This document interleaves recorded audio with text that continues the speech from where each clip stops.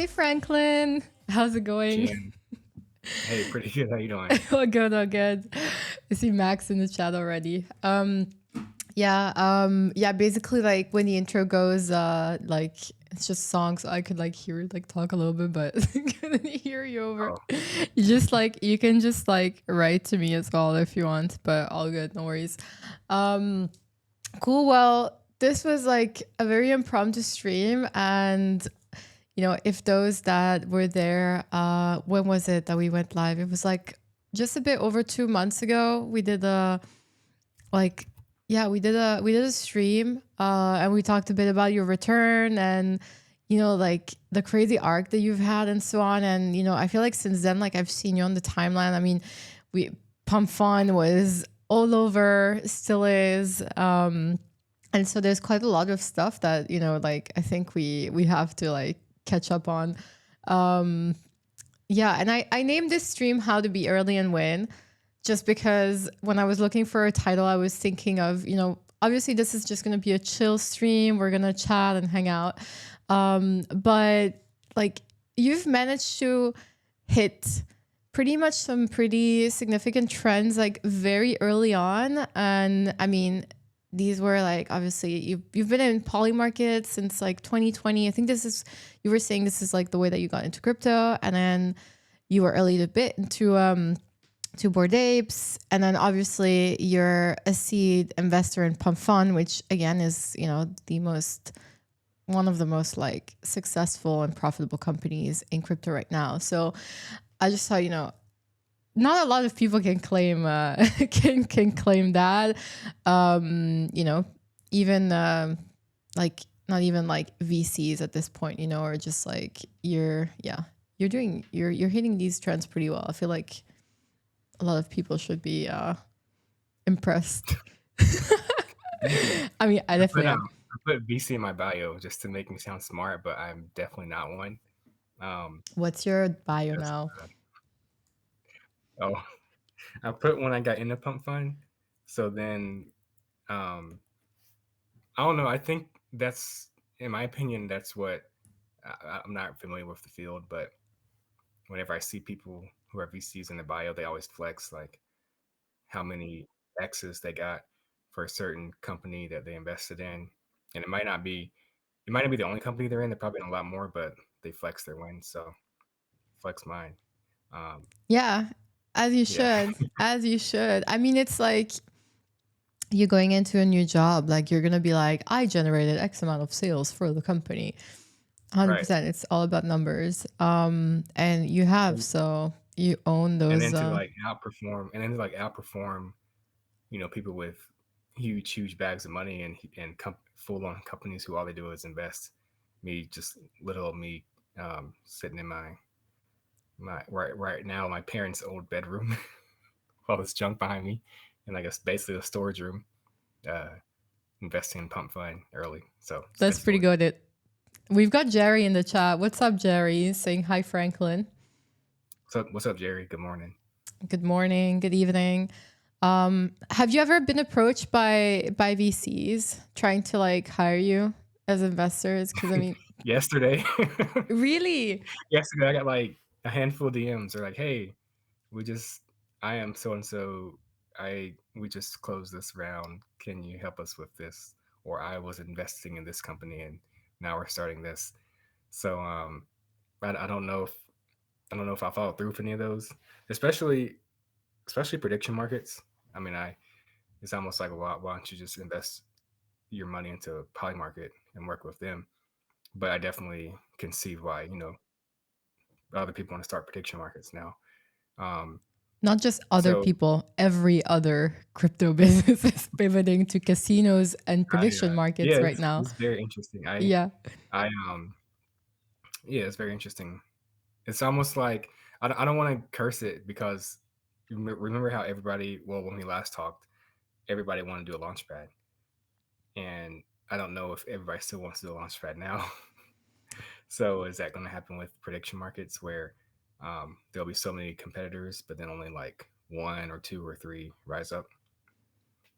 I mean, the I thing is don't know. that the launchpad game is really competitive. Obviously Pamfan dominated. You've had a few that managed, but definitely, I mean, what we're seeing is that there's a new wave of casinos and prediction markets. It's like this is, I'm gonna steal this phrase from Max because it's like saying this. Like if everything else fails, just launch a casino, or at this point launch a prediction market platform or some kind of variation of it. I mean, we're just going back. It's like full circle, Started with gambling and we're going back to gambling. Doesn't mean crypto's over. I don't know. Trenches are a little dry though. I see some friends in the chat, by the way. We've got Pedro there and stuff. But yeah, I mean, So, if I was running a VC, like I'd want to have someone like you on the team. A lot of these people, oh, like thank you. they can, maybe they can crunch numbers, and at the end of the day, to scale to like sniff out like good projects and good teams, it's definitely not something, that everybody can do. Yeah, the what I saw in Polymarket in 2020, which is probably before a lot of people watching even knew about prediction markets or even crypto or live streaming, any of that. Um, the election had just happened, so it was after the election. So, of course, the election season building up to election, there was definitely some market movements going on, but I don't think people were paying attention to it much because, um, it was hard to. It was actually you actually could place the bets in the United States at the time, but other like offshore gambling companies probably dominated the election market, where you would just bet. Like they'll give you odds on Trump or Biden, and you just bet and see who wins. And then there's another website called Predicted, which I haven't checked in a while, but Predicted also sort of United States based where you could use it. That was dominating a lot. So I would follow Predicted a lot during the election to see who was winning, and then I started a Twitter account, which was the Franklin is Bored Twitter account that got suspended, which has had its own legendary run. But I started it based off of, well, like I started on election day, so I named it Election Day Madness, and because I knew it was going to be a crazy day. Follow the news, and then that's how I found out about Polymarket. And I had just barely gotten into crypto at the time, but Polymarket gave me a reason to keep my money on chain rather than just buying Bitcoin and like sending it off to like a random offshore casino to wager on the election and stuff like that. So um, once I found out about Polymarket, I was like, oh wow, you can just buy as much money as you want and bet as much money as you want on the stuff. And there was a market, which was, will Trump be inaugurated on, you know, basically, will he be the next president to be inaugurated? And that market didn't close until inauguration day. So between election day and inauguration day, there's basically free money on the table. But Trump had so many people in a stranglehold that he was going to be president again, even though he lost the election, that the market was like fixed at like 90% to 10%. So I took all the money I could find, all the money that I ever made, all the credit cards that I could cash advance, and wired it to Coinbase to Oh my send to god. Polymarket because it was like a free 10% in 2 months. So if I put in, 50, $60,000, I can make $5 or $6,000 and then pay off, whatever I took the loan from. But um, as much as Polymarket, brags about being the source of truth and stuff, seeing it at 90%, 10% that Trump, or a 10% chance that Trump was still going to get inaugurated after he lost the election, that was very a weird feeling because I'm like, there's no way he's coming back. He lost. The only way he would do it is if like, hell froze over, because that's just not how things work here. And yet people all over the world were still giving him a chance to come back. So it wasn't until like the attack on January 6th where it finally was clear to people, okay, Trump's definitely not coming back, when they certified the election results in Congress. So it went from like 90-10 to like 95-5. So there's still free money on the table for 2 weeks. It's But pretty that was good. my introduction to the market. And then throughout that time, um, I learned a lot about how to use the website. I was in Discord a lot, and uh, eventually, I guess Shane found out about me, what I was doing on there. They had automated market maker liquidity pools, so similar to Uniswap, like the old Uniswap and Radium, Pump Swap. Like where you can the only way you can trade is if you have liquidity in the market to trade it with. So it's basically the logic in terms of how much you win and stuff and what you buy in is all the same, but liquidity pool providers could make money off of fees.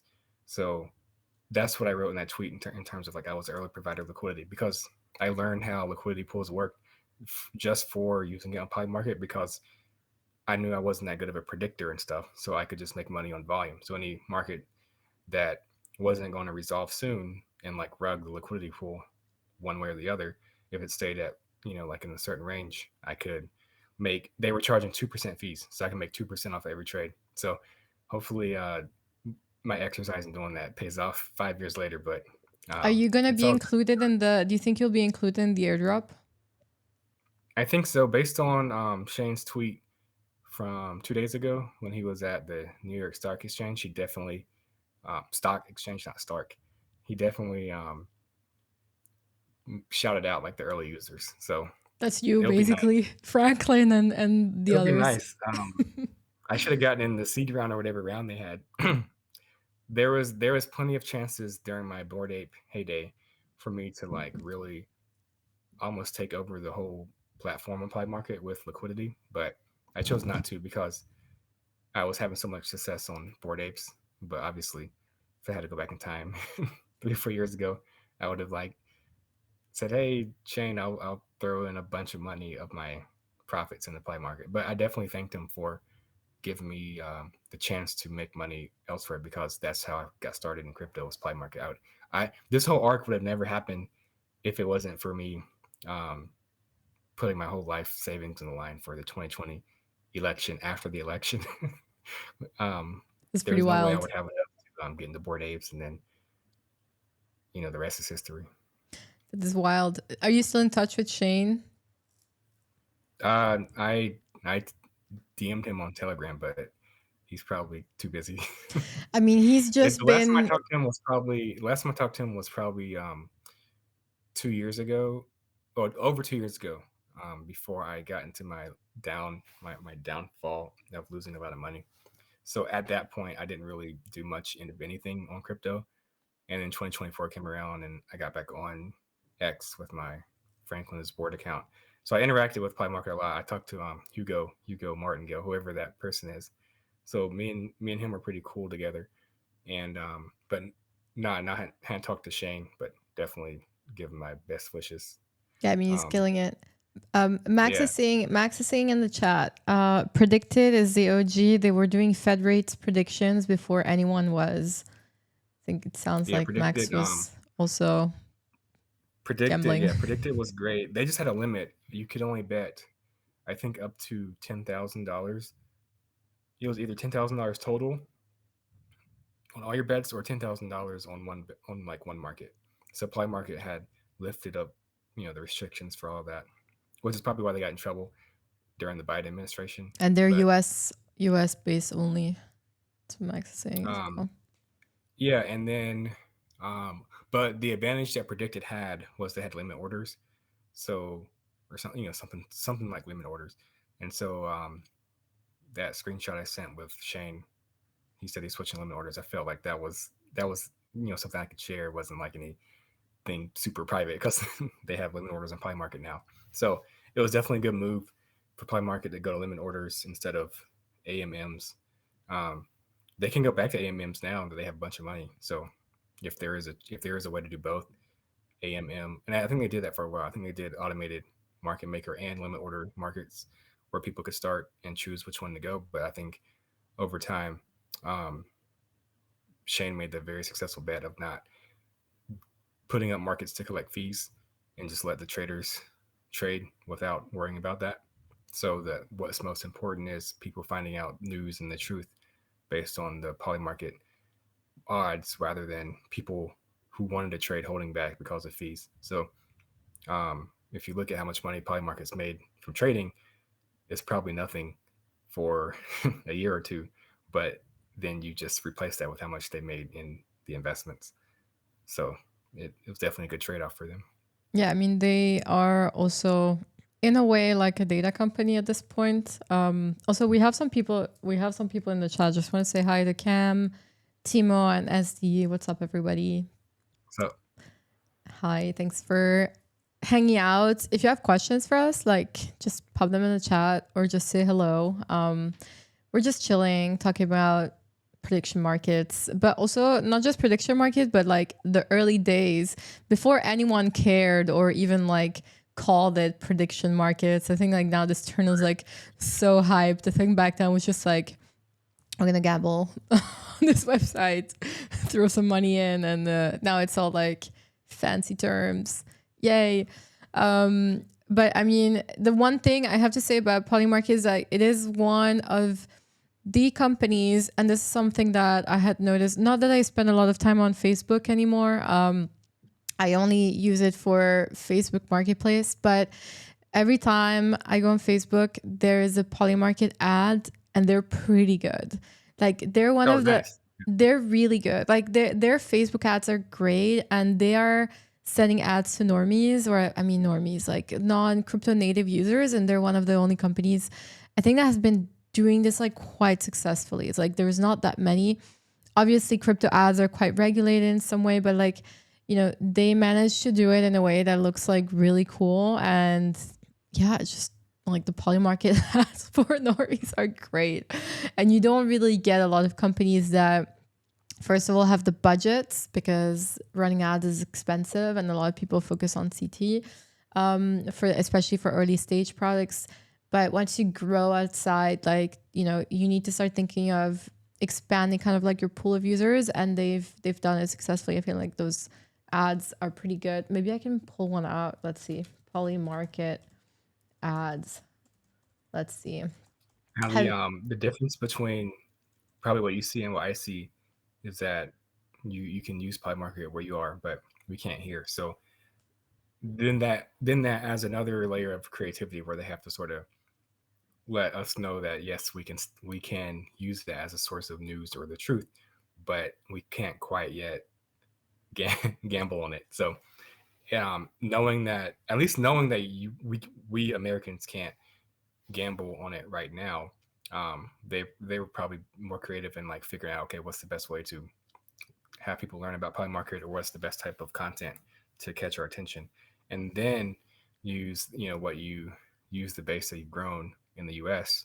to tease launching the U.S. market, which they've been doing. So they have like a sign up um, link where we can sign up to get alerts about Pine Market US, and apparently it's coming soon based on the amount of stuff that they talk about it. So that's on arrival, of course, uh, all other prediction markets here and all the sports books too, because they'll do sports betting.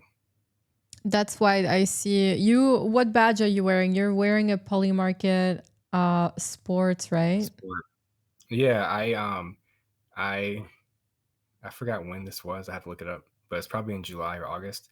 And I noticed a lot of sports accounts that I have been interacting with for the past few years. I noticed they suddenly got a Polymarket sports badge, and I started interacting with the sports account a lot too, um, mostly on Instagram. Once I became single, I got on Instagram, and so I was like, okay, how can I build my Instagram page? And so Polymarket Sport was like they're posting all these NBA basketball playoff reels, and they're like super funny. So I just kept interacting with the page, and I was like, hey, I don't know if y'all, I don't have no idea who runs it, but um, I let Hugo and them know on Twitter. I was like, hey, Polymarket Sport, can I get a badge? Because I interact with you on Instagram a lot, and I'm a Polymarket OG. And I was expecting to get back some sort of like spiel or something. I was like, hey, we can't do this or something, but it was like an instant reply. They're like, yes, we just sent you a request to accept. And I was like, I didn't see it. So like for a few days, I was sitting in limbo. I was like, did they like were they like joking about it or what? And then all of a sudden it popped up. So I was like, okay, this is my first badge. I I never had a mean, badge even when I had my old account. So it felt that's pretty special getting a cool. badge. Like they should feel lucky that you want to wear their badge. Like usually brands, your brands like, you're obviously helping them promote. You definitely have like an interest in them, and like you like the brand, but like a lot of these brands usually need to pay, or at least, to have a place on Yeah, your this one was profile and so free. on. I I didn't ask for any money or anything. It was just definitely like I definitely would do it for free. I of course didn't know that they were worth $9 billion at the time, but I knew they were growing, and I saw that other sports accounts got badges. And although I don't post much sports content on like my main feed, I'll try to do it, as much as I can, um, and tag them in it. But it's not like I'm not like doing a official partnership. Now I might do one in the future where I know you and I talked about live trading on Polymarket. I could do something with some Polymarket sports stuff, but I think they got pretty busy with everything else going on with Polymarket that they probably don't need me to do that right now. But Yeah, um, I I mean, still can do it. Yeah, I wouldn't like do it. I wouldn't exclude it. I can still do it for free. I can do it with my own money, but I just got to make sure. I got to make sure I'm not placing bad bets or anything like that. yeah, for sure. I mean, the thing is, like, at the end of the day, the best, and this is for brands as well. Like, when you have a campaign, obviously there's different campaigns that you want to run, but ultimately you want to work with people that are very much aligned and that enjoy your brand. And I think these are like the best. You're going to get the best out of it because they're going to make genuine content rather than just force, even just like low effort slop and so on, like, so, and it's really tough at the end of the day, right? Because like you can only wear one badge, and there's a lot of other competitors that are like trying to like Right. spread their badges everywhere. So yeah, I think as a brand, if you're looking for, let's say, like an ambassador, or a person influence, like an influencer, okay, well, whatever you want to call them, like the importance is really to find people that are aligned with you on the long term, and that genuinely enjoy using the product. Because I think as a brand, you're going to get so much more, like way so much more. Imagine like if I'm like working with a brand, I'll give feedback. They will be like, they'll get so much more value just because there's like a genuine interaction and interest there, rather than just having like a purely transactional one-off kind of sort of agreement. So yeah. And with that said, like I'm a big like supporter in like retainers, as opposed to one-off kind of paid chills and so on. I think those do really well. Like you end up really having a relationship with that and seeing who's really supportive. But yeah, I think it's definitely an interesting time that we're seeing suddenly, like. And the thing is, like, you know the how do you say, like, the prediction market trend like really popped off, but Polymarket's been around for like a long time. Like they've been around for Yeah. years. Like Shane's been great. I made a tweet yesterday like about this. Like they started in a toilet. Like Polymarket, was built literally out of a toilet. Like this was the office, right? It's crazy. It's crazy thinking like the crazy arc, right? But yeah, I mean, yeah, I say toilet, but I mean, it's a bathroom, it's a toilet. The wall definitely suffered a lot there. He took in a lot of like, it was, how you have like those stress balls. I think the door there took that role in a way. Um, I guess like Yeah. toilets are the new garages. But he's earned the spot next to Bezos. And I mean, Bezos started his company, started Amazon in his dad's garage. You've got like Zuckerberg out of his like university dorm. And there's many such cases of like really successful entrepreneurs that didn't necessarily have an office. They started with, very, very, they didn't have backing. It was a small, project and so on, and ended up achieving incredible things. And Shane earned his spot next to these guys. He's like the youngest billionaire to date. It's all that. Yeah. Well, I don't know if he's the youngest ever. He's just currently the youngest one. Yeah. I think Um, he's, yeah, the ones that self-made. were younger now. Yeah. So Self-made. How old is he? he's I think he's 27, which Oh, is wow. which go which also when I first started Play Market, I was 30 years old. So I was already older than he is now. And so think about how young he was back then when he started. I was like, wow, this is a very young up and coming CEO. Definitely trust him, because he has his ear to the ground in crypto and had the vision to start Play Market way back when. So it's definitely paying off. And now he has, he's set up pretty much forever in terms of being synonymous with the rise in prediction markets. And I think, And I think crypto what's, adoption. And crypto adoption at the yeah, end of the right. day. Yeah, I was gonna say beyond prediction markets, Poly Market's definitely going to try to, put their hands in other different ways of using crypto, but then also with the money that they got from Wall Street, there's a future in Wall Street as well. What do you think of the other platforms? Like, as obviously you've been like a heavy user, like what do you think? Like, why would someone go to Polymarket as opposed to another platform? Because I mean, we're seeing quite a few like pop up and really trying to grab like mind share. Like, is Yeah, that's a have you tried others? Like, what's your fave? that's a great question. So there was Kalshi. I remember when Kalshi first started. Let me see. I'll tell you when I got my first, because Polymarket was like so big, and then of course people want to start Kalshi to like be an easier way of using Polymarket and stuff. So I signed up for it. I just never used it, but I'm on my Gmail now, and so I can tell you the first email I got. I signed up for Kalshi on September 20th, 19. My bad. September 20th, 2021. So that was when I first heard about Kalshi, and like they were like they even had issues in liquidity like the next day. I'm reading the emails I got from them. So Like um saying it in started it 19 started in year after 19. Yes. so of course it started after Prime Market did, but based on what I've seen, it seems like Kalshi's definitely taking more volume.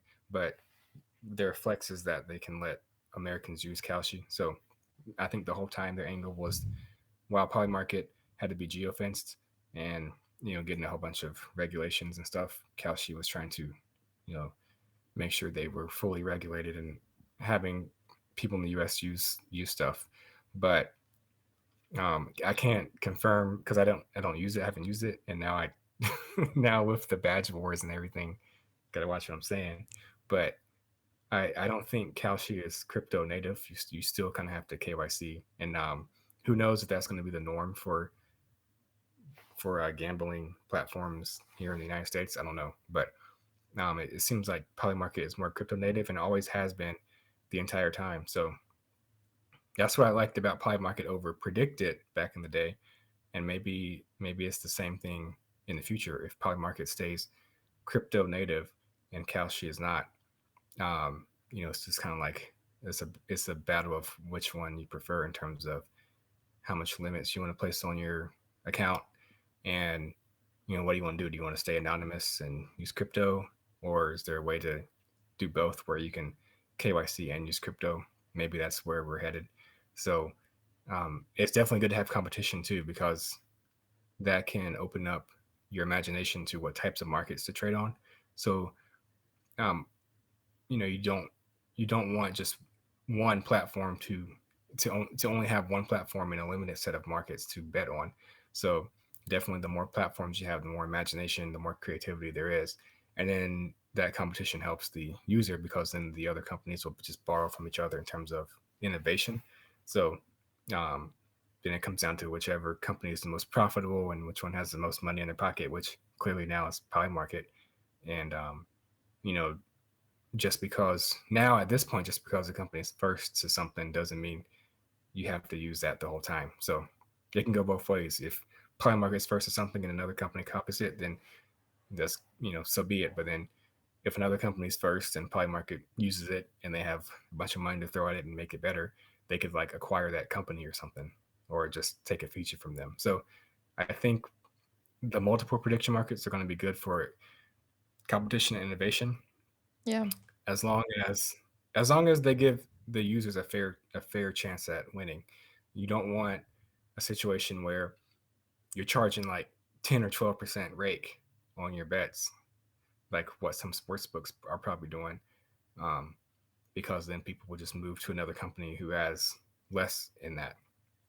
I mean, Um, you have to make it competitive as well. yeah. But yeah, I Um, agree with you. Like at the end of the day, like a monopoly is the worst thing that can happen for consumers in a way because you know it doesn't really help the company. It puts you in this like complacent state where right. there's less literally like no incentive for innovation, and a lot of the time like innovation requires you to have an R&D department. It requires you to obviously like spend, so company are not as incentivized as to do it, but it keeps you young. It keeps you it keeps you flexible. So yeah, it's definitely good. I mean, we have a lot of also like smaller. What do you think about the smaller ones? Like, have you looked at for example, I had the guys from Predictfully, their one on like Avalanche that came up recently. There's Myriad. There's one called, I think, Limitless or something. I can't remember. There's so many right now. Everyone's launching Yeah. prediction See, market platforms. it's kind of like, yeah, it's kind of like the launchpad stuff where like Yeah. each chain now, there's going to be like the one um, dominating prediction market on each chain because Polymarket, I didn't say this at the beginning, but Polymarket launched on what was then Polygon, or what the name of the token was, Matic. So you would use the Matic token to pay gas for transactions, which was very cheap and we didn't have to pay for it. But that actually led me to learn how to buy that coin, and I wrote it from like less than 1 cent to like 20 cents, and then after I like blew it on something, I blew it on NBA Top Shot. After I blew it on NBA Top Oh Shot, my god, NBA top level. dollars. So I was so mad. So I was early to that. I don't know if that helps any, but um, yeah. Someone needs to add it to the list of the things that of the projects that Franklin was early at because Well, it the wasn't Top Shot. The Top Shot no I bought at the very top of the market. I was uh early if you compare it to 2025, but but the market was like 1,000 times more hot back then when I was early, and it went straight down right after. So um, that loss helped me, move forward to other stuff like Bored Apes and whatever the NFT meta. But um, yeah, I think the NFT meta was gonna die if Bored Apes didn't come around because Top Shot had wrecked so many people, and that was like my soft introduction to NFTs, but soft as in like nobody used it after that. I lost a lot of money though. But anyway, that was a tangent from the 2021 days. So each chain is gonna have a prediction market. Um, we've it's got, by the just way, we've got Hustle saying in the chat, Franklin is bored, is has to rebrand to Franklin is early. Yes. oh yeah, that would be nice little brand. Yeah, for sure. So Max is one sec. Max is asking, does Polymarket have parlays? We need to we need a way to make a 20x. oh I mean, at this point, just since the only prices of their tokens are, well, I don't know if you call them tokens now because it's not automated market making. I don't know. The only prices of their shares are 0 to 100 or 0 cents to $1. Um, People need to feel the only way something. 20x is if you go from like 1 cent to 20 cent, or from like 5 cents to 100 when it actually pays off. So there's ways to do it. Um, they, I think they, the last parlay I remember them seeing, which they probably done a lot more sense, and they might have sports parlays, but they had one on the Epstein files. It was like, who is going to be named in the Epstein files, Oh and they my had like a god. parlay of like LeBron James and like Diddy. And just like random people who they probably weren't in it, but if for some reason they all got into at the same time, it was like some huge payoff because the odds are like under 10 cents or like under 5 cents. So they definitely try to have that spirit. It's just probably hard to do it when there's multiple resolutions, multiple choices in the market. So maybe there's a way. that's still maybe on another blockchain, or maybe somebody's inventing it. How to do prediction market parlays. That would be fun. Yeah, I gotta feel something. Hustle is saying diabolical. Yeah. Yeah. I make just want to degen harder, like more leverage, please. What happens to I'm trying to think of a poly market that like there are some memories that I have from back then, but I don't know if I should say it on camera. There was a person who traded a lot, but he ended up getting convicted for a um, really bad crime, federal crime. So there was a market that he like it was like a very low chance of winning, and then I was able to trace the blockchain his activities to see that he was going to win. So that was one I could think of. But I have more memories of me losing like 90+% odds markets than than winning the lower 10% odds markets at this it's point. still So gambling at the end. It's really like at the end of the yeah, day, like you that think you're those playing with info, but yeah it's stuff. those types of losses really test how much you really like these websites. Yeah. So yeah, I think all the other prediction markets are great until wait until you buy something at 95 cents. Then you might change your mind. Be careful out there. That's all I'm saying. Um, but the fact that you're able to buy things at 95 cents, and it's almost like a bond market where you can just get like a 5% return, easy 5% return. The fact that there's enough liquidity in there for you to go in with size, whatever prediction market you're using, I think that's a good way of um, sort of nailing in the ground what is the truth and what is actually going to happen. But obviously, just because it's 95% doesn't mean it's guaranteed to happen. But They were for saying so also much during elections, they were kind of manipulating those markets in a way to kind of like, skew perception of voters. Remember during the, I've heard about that, and they probably let me check, I excuse saw me, it that's somewhere. probably a concern in terms of stuff being on chain and anonymous. In term, you don't really have your KYC information next to who's betting what. But I think that happens with all kinds of markets too. I mean, um, looking at NFL odds, I think the Eagles play the Giants tonight in football. So the Eagles are clearly a better team than the Giants, but some billionaire could bet $1 trillion on the Giants and move the market. It doesn't really mean that we're perceiving the Giants to be the better team. So eventually the truth, will rain out, and probably that money gets bought back. So that's what I was thinking with prediction markets too. Yeah, you can manipulate the market with a huge bet, but you're not the only person who has money. So other people can collectively, counter trade you. Right. Yeah, Max is saying there was a French wheel that was betting like 30 millions or something on the Trump election, and I think like he he got banned or something, or like France tried to From impose some regulation or like trying to ban like Polymarket or something. I can't remember what it was exactly. And he's saying the thing is, if a billionaire has that much money to bet on that, he has enough money to buy off refs. Mm.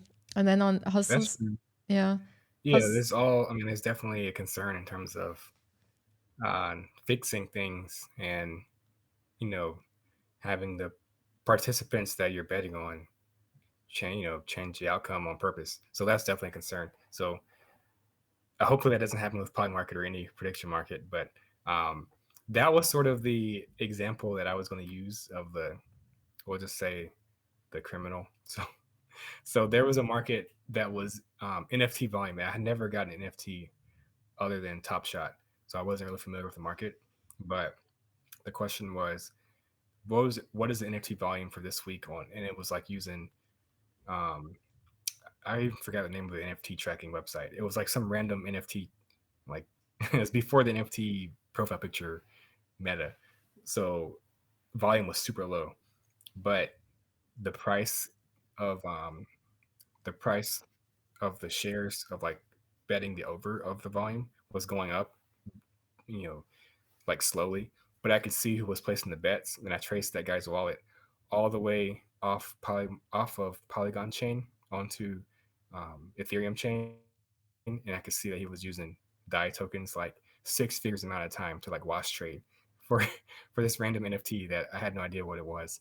So like, wow, I hopped in the NFT Discord and I was like, "Hey, do you guys notice that your volume is picking up?" And then people are like, "What are you talking about?" And I'm like, "Never mind," because I'm like, I didn't want to spill the inside information, but I definitely won a lot of money because I could see him wash trading to beef up the volume. But then I knew at some point it was going to be fishy. So the website that tracked the volume, I guess people complained, and so they removed all the wash trading from the volume. So the volume was like way up here, and then it went like down. So Oh then, wow. of course, the odds changed. But I had sold my position before it happened because Oh, I good one. had a feeling. I was like, you know what? That's one of those where if it goes from like 10% to like 90%, you have like at some point you just have to take profits because especially if it was done in a way that was manipulated, you gotta be careful about that. Because like the opportunity cost of waiting for it to hit from 90 to 10 or 90 to 100 versus it going straight to zero is one of those you have to take it. But yeah, I could see things like that happening if prediction markets get popular and somebody with a bunch of money does it.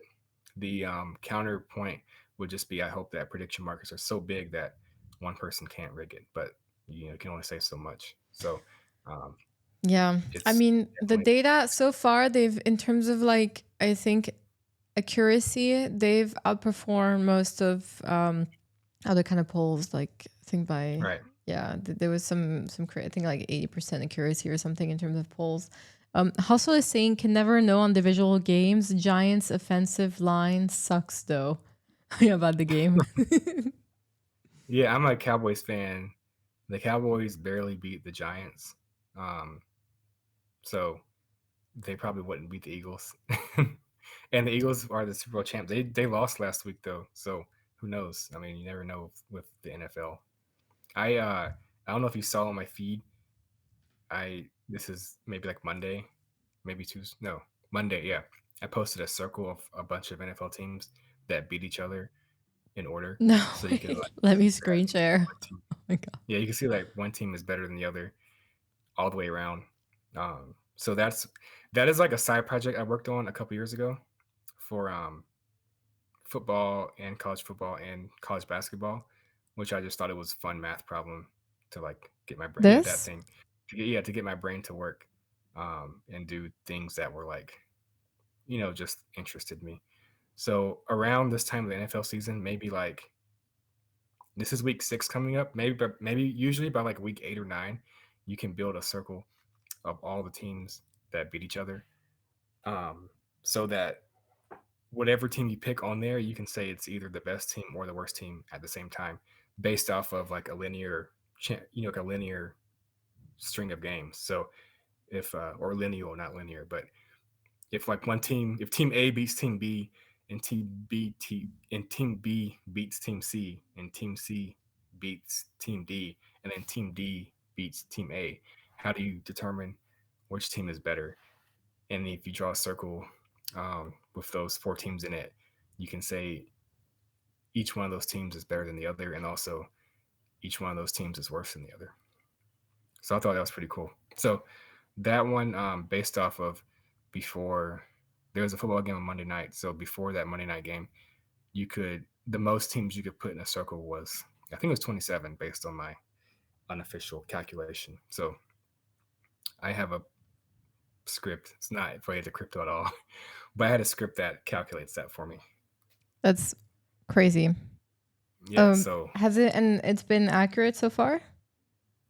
um, well, and then that's the whole point of it. The whole point of it is to like show how hard it is to guess what the best team is because you can see right there there's all but a handful of teams that um you could you could if you had a if you had like a circle of everybody and each person represented their favorite team, and all the teams on that picture they were in the same room, they could argue they could argue based on who they beat they could say that they're the best team because you could say, "Oh, I beat your team, and then your team beat that team, so then that means my team is better than both of those teams." And so you could use this circle to make an argument that your team is better than all the other teams. Um, That's pretty I crazy. was just curious about that because every team has lost a game, but not every team has won a game yet. So in order for it to have every team on the list, you have to um, you have to have every team win at least one game and every team lose at least one game. Otherwise, you can't fit in that circle. So once that happens, then it's a lot easier to make those circles. And I learned that based on math. Um, Again, we're not even halfway through the season yet, so the number of circles are like exponentially growing for each game. So it's like at some point it becomes impossible to track how many combinations there are. If you can do the math of like 32 teams, how many combinations of 32 exist? There's a ton. So at some point during the season, it's pointless to track it because there's just so many to keep track of. This is some, yeah, like Mike's saying, some really high IQ stuff for sure. This is so crazy. It was just funny because I mean, especially with football in America, like you'll have friends who like different teams, especially for those of who are who know what I'm talking about. You'll have a close friend who likes a totally different team, and then a couple of other close friends who likes different teams. So the only way to prove that bragging rights is just say, "Hey, we beat your team head to head." But then, um, if you're not playing head to head against somebody else, but yet two of your friends' teams played each other, you could say, okay, well, since my friend's team is better than my other friend's team, then that makes my team better than both of your teams, and that's just how you have And you can arguments. like slap So that wheel into yeah, their faces. Although I feel like yeah, people are so religiously attached to their team, they probably will ignore the data. right. Yeah, like they That's don't the whole point of it. care. Like They don't like give a shit. even the best team has to be humble on that screen. There's no way to tell which team is actually the best. So that's like Yeah, the humbling part of it. that's so And that makes crazy. that makes it look so competitive that like on any given night the Eagles can lose to the Giants and like against all odds. That's what Polymarket's banner says, against all odds. So it's always funny to see Polymarket flex when a team like stuff like that happens because there's markets within the game for Polymarket that like back in the AMM liquidity pool days, those were tough because we were the only ones providing liquidity. So as you know, if the price of a token goes to zero, the liquidity is basically rugged, and you're not making that much back in fees. So there had to be a certain point in the game where we all had to like rug the liquidity pool and nobody could trade, or there would be like so little liquidity left that like a trade would move the market by like 20% in the game. So we would follow the ESPN win probability during the game and like try to trade the market. If like the market was above the probability, then we would sell, and if it was below the probability, we would like buy it and like, hey, So there's you were still a chance. providing liquidity and trading your own like market that you were. Yeah, it was Oh pretty my god. tough. Oh my That's god. probably why they went to limit orders because during sporting events, I lost a lot of money during the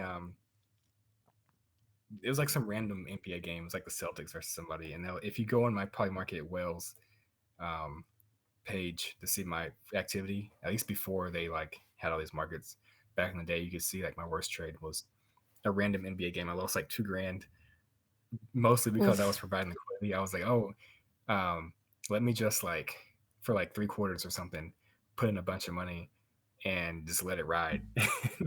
And for some reason, it just didn't go. It didn't go the way I wanted to go. And then if you have liquidity in there, but you know who's going to win, you still have to pull it out because your liquidity is still going to go to zero because your shares are going to be worthless of the team that is losing. That So sounds really stressful. there was no way of making money, but I was so obsessed with the math and the fees that like I was just gunning for fees. Maybe that helps with the airdrop. Who knows? But I yeah, mean, that's the thing with sports. that would Like be nice, right? you have to. Like, you know, you're such a heavy user that like at least 6 fig airdrop. At I least. wish. Yeah. I've done 7 figures of volume. I think they have an error in terms of how much volume I've used and well, no, actually my P&L was pretty accurate. I just it wasn't good this past calendar year or this But it doesn't past matter, it's 12 volume, months. right? Yeah, so at least from 2020 until 2021, 2022, before I went like hardcore NFTs, I probably did low mid 7 figures of volume. But obviously, I mean that was a Wow. lot back then, but now like that's chump change. Anybody can do that now, Mhm. especially with limit orders. If you're buying in a very dense market with a bunch of limit orders in there, with I guess they call it open interest, with like the New York City mayor's race or something. That's like it's pretty much locked. The odds are pretty much locked in, baked in, plus or minus 5 or 10% between now and election day. So you can put heavy volume in that market, size right back out of it pretty quickly with your limit orders.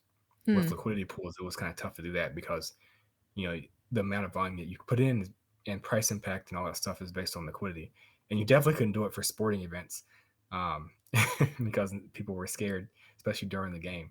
But yeah, that was my long tangent on sports. But I guess I That's still got wild. to say that 7-figure airdrop. yeah, yeah, Yes. it's worth it if you get a 7 figure airdrop Yeah. to bet on a team Nice. that's like the Eagles have like probably like a 90% chance of winning, and then if they lose, it sucks, but at least you get there.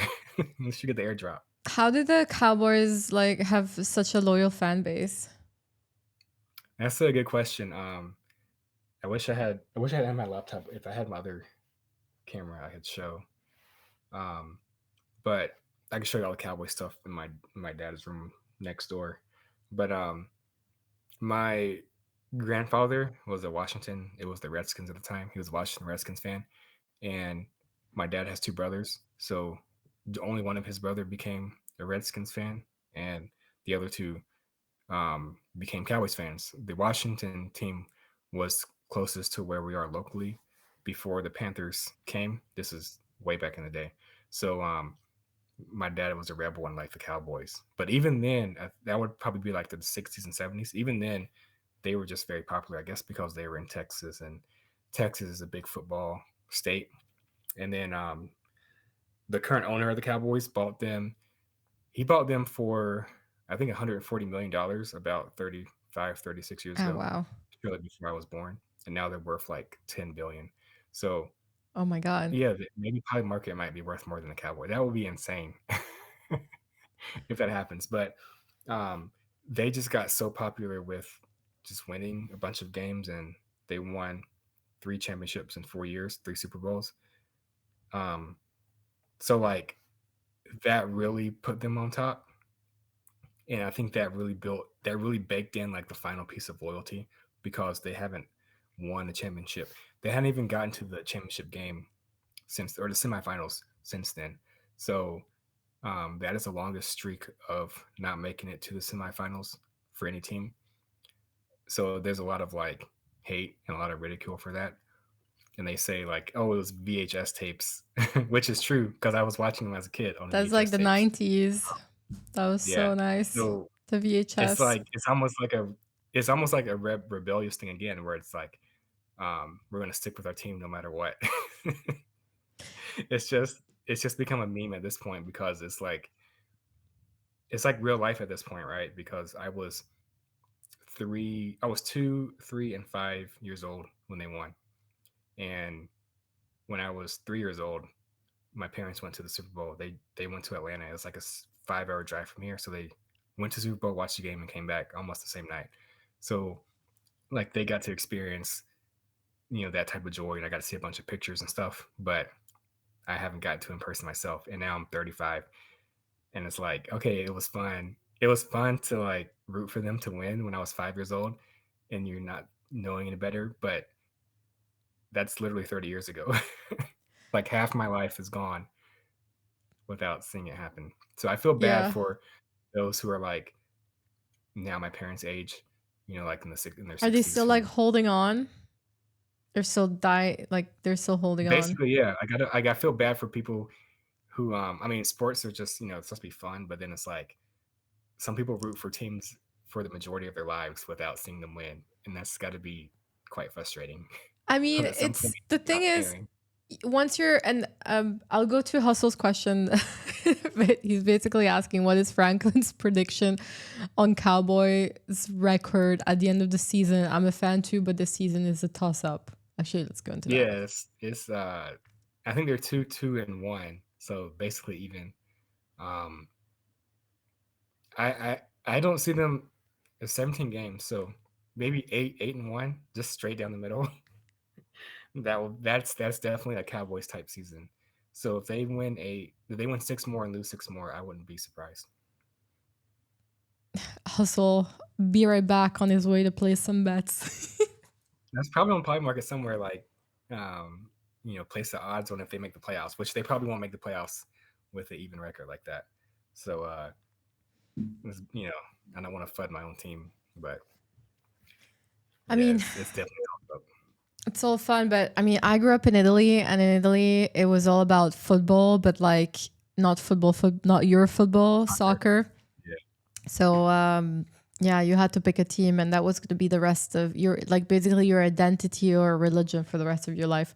Luckily, I left at the age of like 12, so I was able to take a break from that. Yeah. And then moved to Belgium, and back then Belgians just weren't a thing in football. They picked up a few years ago, but yeah, I don't know. I kind of just like lost, not interest, although I feel that sports is very it's part of culture, and it's like very much like a part of my childhood. But I don't know. I do like watching the World Cup and stuff, because it's like a thing that brings people together, but never I'd be like, oh wow, this game's on, I'm gonna watch it. Really? Yeah, The World I Cup's don't coming in know. next year. If friends are That's gonna be great. saying like, oh, let's go watch this game, like I love the vibe. Like I generally just love just going with friends and watching, soccer, football, or sports if it's together. But by myself, no, unless I've got I some gotta money change. invested, then I would. How did you like the Formula One race? I don't mean change subject to another sport, but that's gotta be up Yes. there for sports. Well, I was in Singapore for Formula One, right?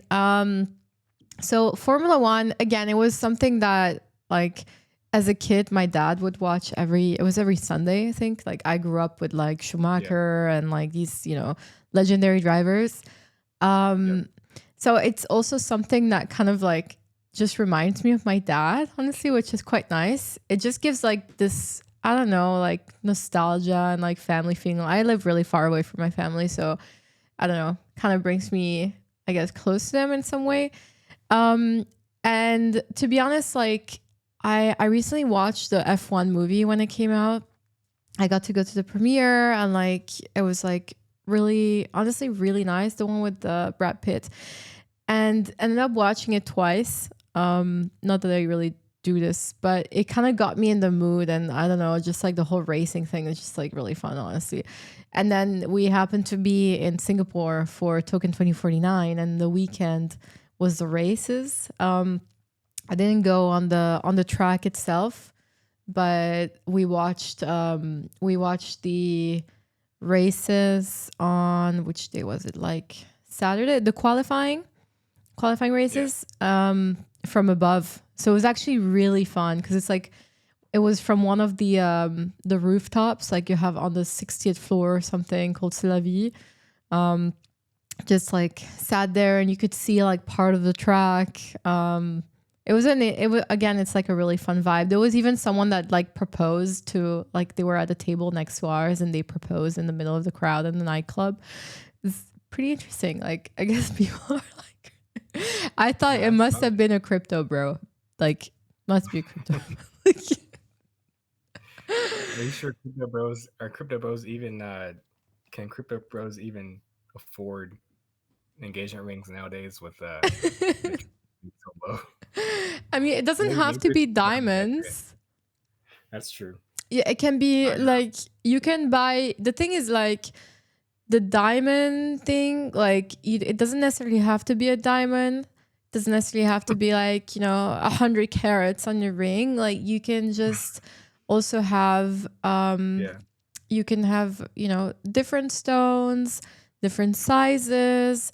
It can also be, not it can be a lab grown diamond. There's some really high quality lab grown diamonds that look, like real diamonds, and they're going to cost less than, mine diamonds. So if right. you're looking to propose to your loved one, like there's alternatives. And yeah, or just work harder. Go get that diamond ring. Not that it matters. This whole diamond thing was a marketing spiel from like the Bears, anyways. Like Yeah, I it's remember. I've heard crazy. about that. It's crazy. Like, I mean, I'm from Antwerp, so it's Diamond City. Like, we literally have the diamond, World Trade diamond. Oh What's it wow. called? Yeah, like every other person that I know is into diamonds.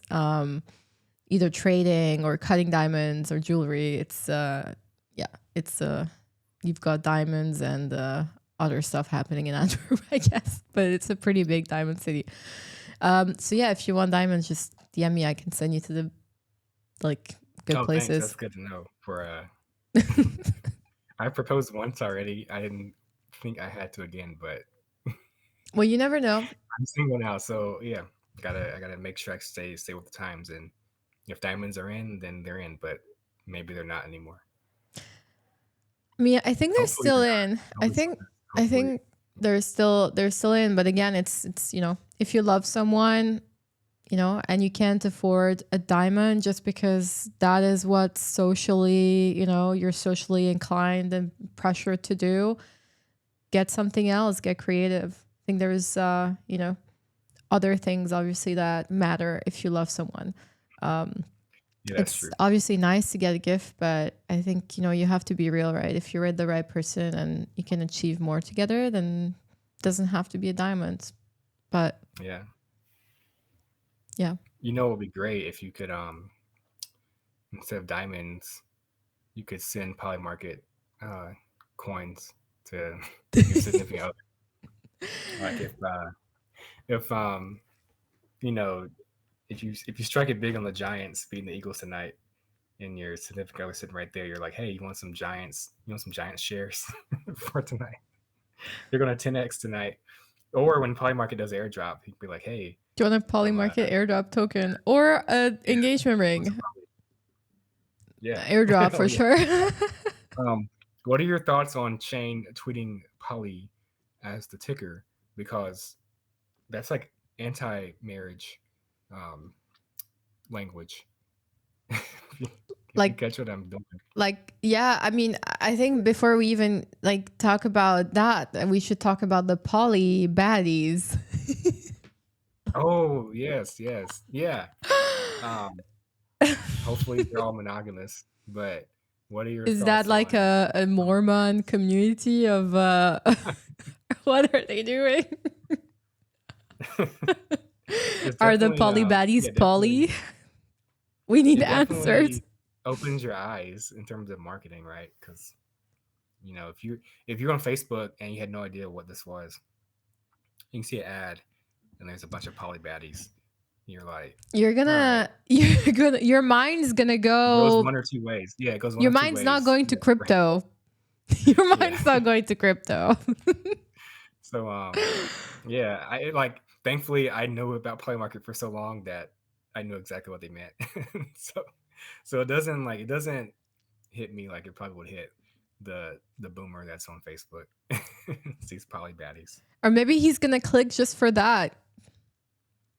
That's the thing. Like either it goes one to either you're like super against it or you're just like curious and you're like, oh, okay, I just personally maybe would I have a be, chance. if I were to join the poly baddie community, although to be honest, like bear baddies, okay, fine. They did it with the bear baddies. Is there a Great. rivalry? Because I saw somebody tweet about it last week.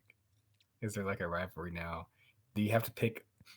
Are women forced to pick one side or the other, or can there something be for everybody?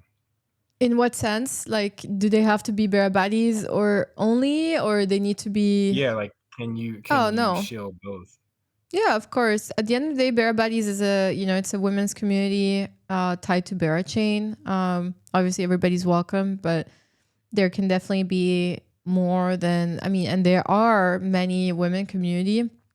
They're not exclusive in that sense. You can be, there's a lot of overlaps. Like we don't have enough women in crypto for only one community in that sense. Oh, okay, okay. Yeah, no, there's a lot of communities. I mean, there's plenty. Like every ecosystem has their own women community. It's just that Bear Buddies have been obviously more in the spotlight. But you have Abstract Angels. You've got like I went to a Sui Sisters brunch when I was in Singapore. Like every ecosystem has their own women community, and I think it's great just because there's not that many of us, and it's good to have a place where we can just like connect and just share a moment with like other women and so on. Especially like being outnumbered, it's definitely something that creates like a very nice environment. I think for women especially, like we need to have the safe space, and it's good to have like all these different communities. The only problem with them is that they're quite fragmented. So let's say you're going into, I don't know, like let's say like Sui or like Bitcoin, whatever, ETH, like you're not necessarily gonna know where to go. And there's a bit of a lack in terms of that. So, but yeah, I think it's good. It's very good to have like these communities everywhere. And it doesn't necessarily have to be a woman community only. Like you can have a lot of community for niches. It can be anything. If you have a commonality, like create a community. Like if it's useful, Yep.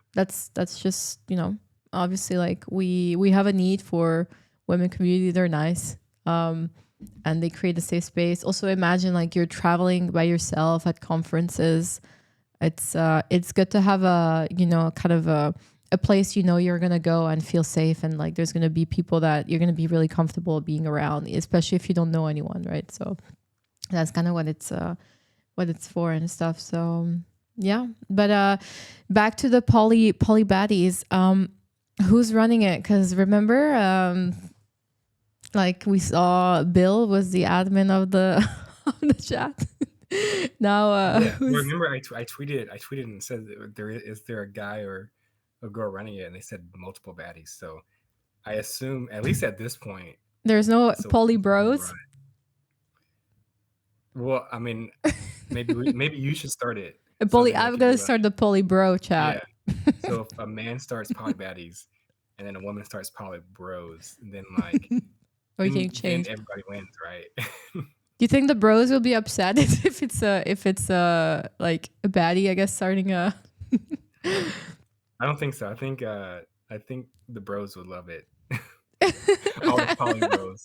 Like if you call yourself a poly bro, I don't think you don't mind Maybe I can. sharing Yeah. sharing a ad with another guy. Max saying there's enough poly bros out there. Right. But that's a good little stunt though, like woman run, but like poly bros.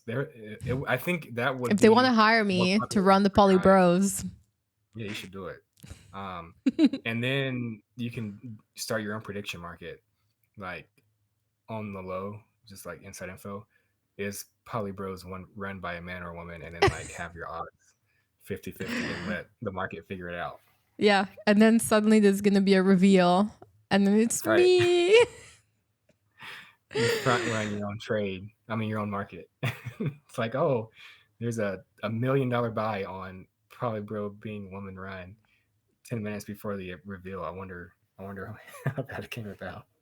I mean, now they change it. If you go to the account, it's like the admin is a girl. So I guess Oh, it's a different admin. Yeah, I did think you they yeah tell them? definitely Because that like was right after we spoke. yeah because I tweeted them. I was like, hey, we need to find out Oh, no because way. They for me got caught. personally, baddies don't interact with my page like that. So I was like, uh, I was pretty excited, but then I was like, we're gonna make sure Oh, it's an no. actual baddie, like It's like that. before I treat it like it's a baddie. Oh, so But that's. Oh my God. what? Somebody left a comment. Wait, where is your tweet? Let me just bring it up again. can You would share. have to search. You have to search for it because I tweet so much. It's just type in what's the name of the account? Polybaddies, Um. or is it BM? It's like BM or something. I think I forgot what the name of their account is, but type in run by a something, yeah, and do latest. Do it by sort it by latest to see if that pops up. Oh, latest. Yeah. No, no, Oh no. my Type god. in Yeah. Yeah. latest. Sorry. God. Sorry, guys. My two brain Or cells are oh, hanging on. I'm gonna make it. let me see. Trying to like. Okay, it's not there. Do okay, instead of poly baddies, type in baddies on PM. So from Franklin from Pump.Fun guy, baddies on PM instead of poly baddies. That's their no, one word, and then you can delete the run by part. Okay, let me do But that. do baddies on PM. And then sort by latest because I interact with them. Okay. Oh gosh. So thirsty. Okay, we'll Um find it. We'll it's in find there it for somewhere. you. All good. Yeah. Basically, yeah, they said that it was run by multiple baddies, so I was like, all right, we're good. I'm not getting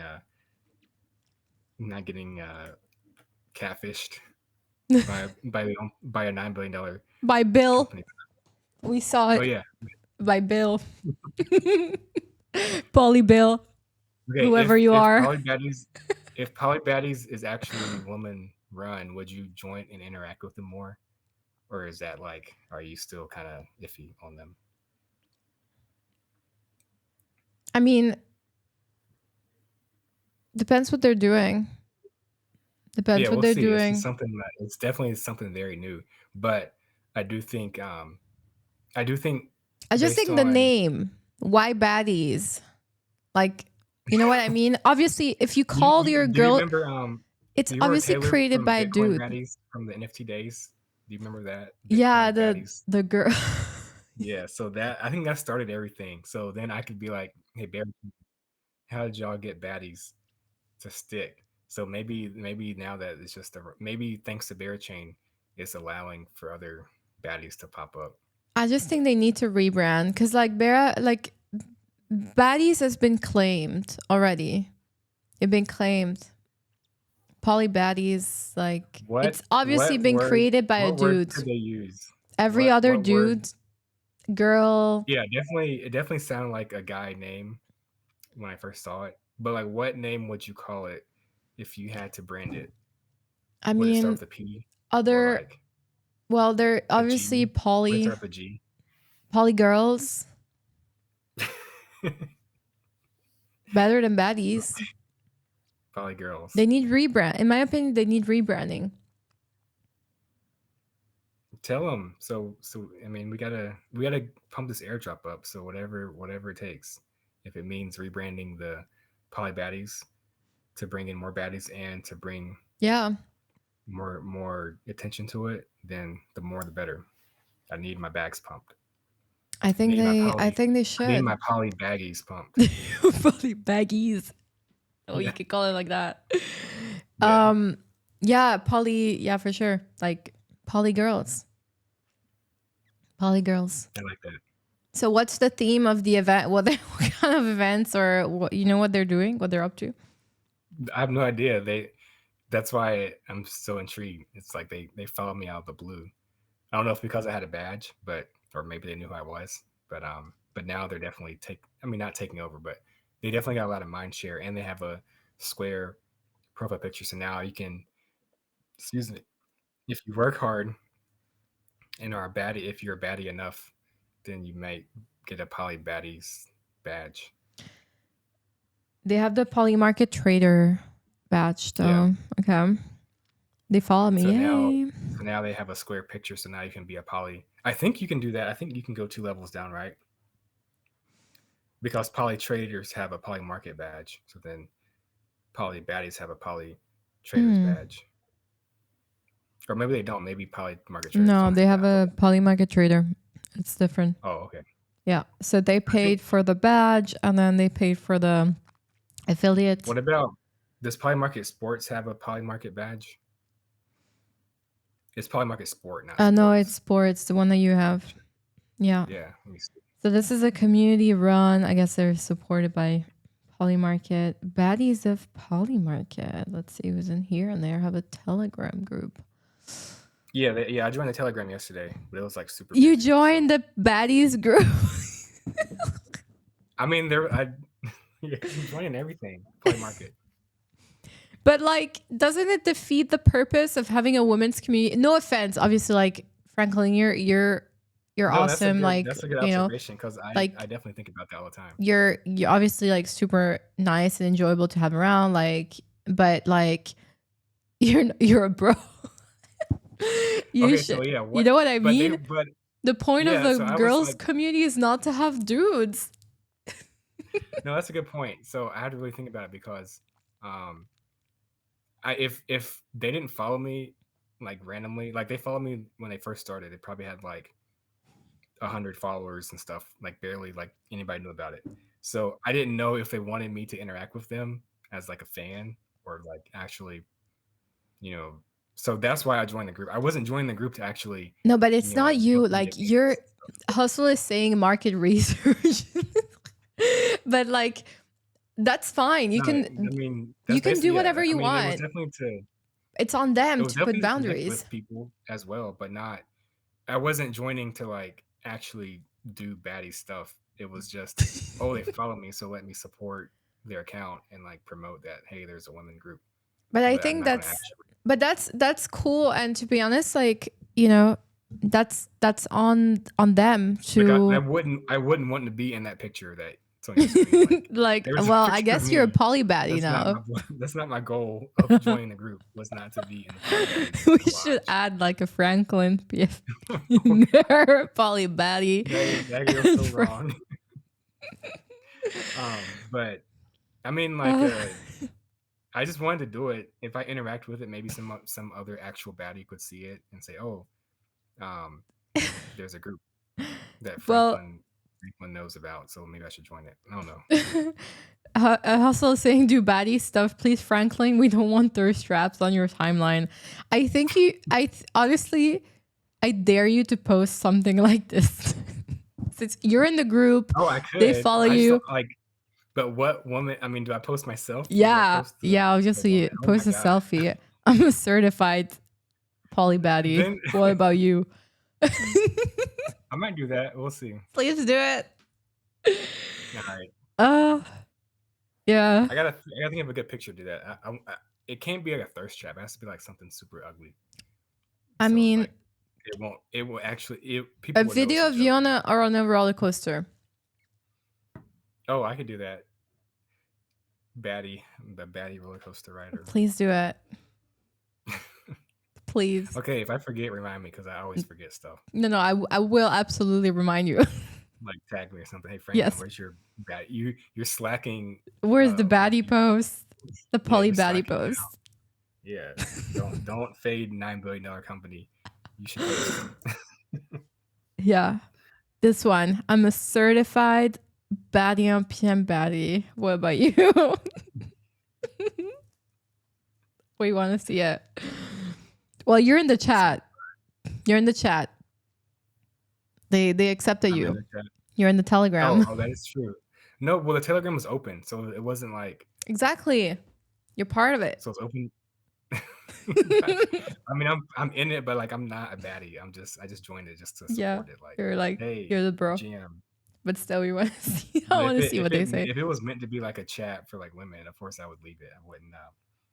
I wouldn't try to take over the baddies. You could be the baddie leader. How do Mormon communities work? Like, there's one leader with like 1,000 wives, right? Like, that's a good question. I could start like my own poly baddies at that point. It would just be a totally different meaning behind it. Oh god. But yeah, I've heard of that stuff. There's a lot going on with polys. Well, if they want to talk to get some advice on how to run this, they can. DMs are open, or what to make Yeah, adjustment. But just look them up. What if until they then, add you to that chat, that Twitter chat? Would you join it? The yeah, why first thing not? that we just go about. Max saying I'm gonna tell. I'm Mormons. gonna, I'm gonna, I'm gonna say add Kamsky to the chat, Yeah. and then you can come in and like run it. Just take it over, Yeah. brute force.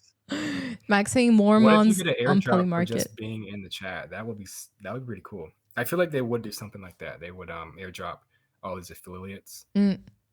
especially if they're like a company. Like they would like the whole point of them getting a badge is probably to like sort of like advertise for Polymarket, but then also maybe they get rewarded in the long term. I mean, the thing is, if you're wearing a badge, you're literally a billboard for the company, right? Right. So yeah, Hustle is saying Joseph Smith. Who's Joseph Smith? I don't know who's that. Who's Joseph Smith? Oh my god. Is somebody asking us who that is? Yeah. No, it's Hustle in the chat. He said Joseph Smith. I'm gonna Google it like privately without screen sharing in case it's some like outrageous thing that I want to like screen share. I never heard that name before. Smith is quite a very. Yeah, that's like Oh, he's a religious leader. oh, he's a poly guy, Yeah. Wait. poly man. Here you go. Hustle, you know your history. Ah, he's okay. Yeah, he wrote the Book of Mormons. Oh wow. Okay.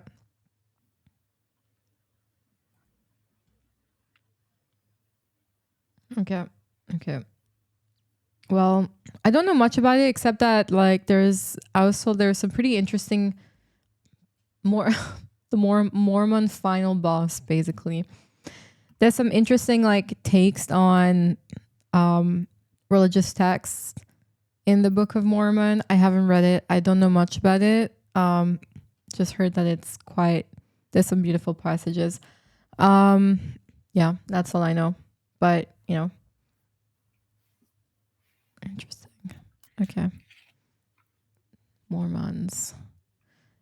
Yeah, sorry guys. I'm European. A little ignorant on all this American stuff.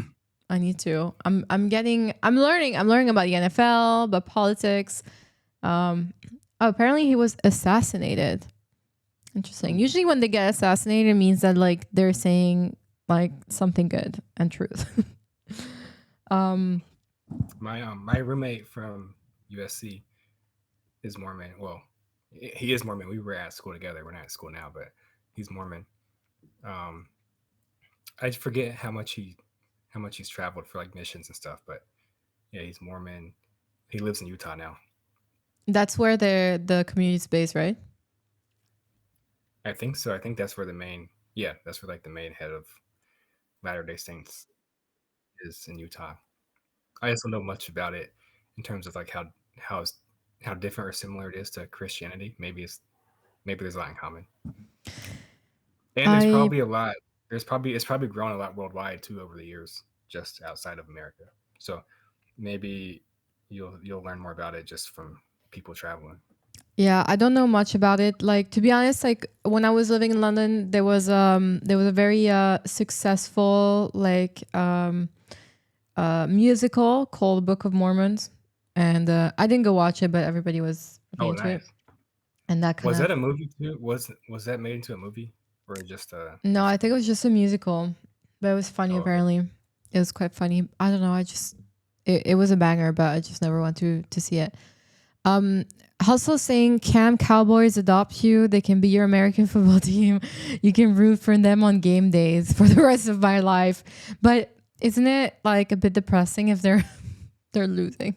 I think Like, I think just the math of like there's 32 teams and only one wins it all, and then 6 months later, 7 months later, the season starts again. So you only get like half of a year of happiness for one team out of 32 who's ultimately happy, and everybody else is sad. So even if you are picking the Cowboys and you're sad, you can still share it. You can still share that same feeling with the vast majority of other football fans for so we half can the all year. cry together, basically. Yeah, so Hmm. at this point, Fun. like picking a team doesn't really matter unless you're the one team that wins. Sorry, I'm right next to a train track, so that's what that noise is. Oh, But it's fine. It's quite light. Can't really hear it. so it's just weird that it's been so long since the Cowboys have actually won it all. But the flip side is that they're so popular that it doesn't matter. Like they're the most valuable football team by far, even though they're not winning, which is quite interesting dynamic. I'm It's gonna go because they get watch the all the attention. Netflix.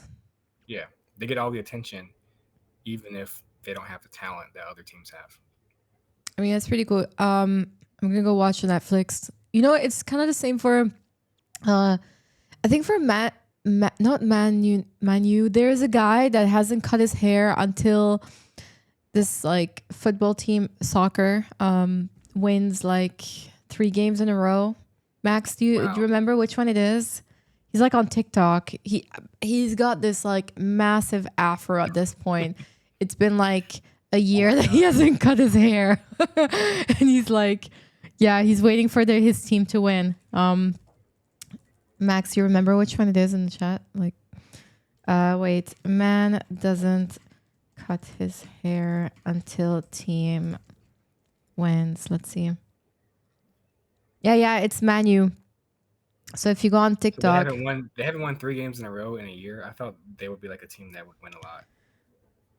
yeah, They must Manchester be. They United must have. here. Oh, he's on Wow, Instagram. Whoa. that's fine. Oh my god. Yeah, this guy. His is like basically covering up his whole head at this point. That's He hilarious. needs to win 5 consecutive. Oh my god, he needs to win 5 consecutive days.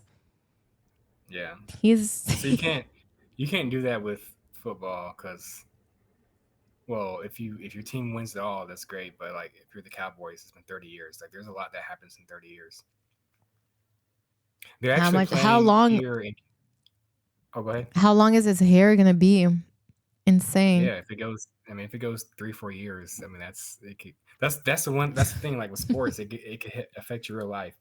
You know, just your team's Yeah, not winning. clearly it's been a It's year. cool if you don't win a game, but then it's like 3 4 years of losing, or we losing a bet. It infringes upon your actual well being because his hair is gonna be way too long. I mean, yeah, he's going viral. That for sure. I hope he's getting paid for it because the guy's like, Right. I mean, it's like at what cost is the cost to go viral? oh my god, look at that, insane. Yeah, he's got So like this is a one of those like this is one of those where if you want to bring people mainstream to prediction markets, you could do a prediction market. Will Manchester win 5 games in a row well, the guy by cut his certain hair. point? Will Frank Yeah. cut his So hair? yeah, so it's basically like a side bet on whether this guy would cut his hair, and then that will get you emotionally invested to well financially and emotionally invested into this guy's haircut, and then everybody wins out, and maybe he can make some money on the side by promoting that market.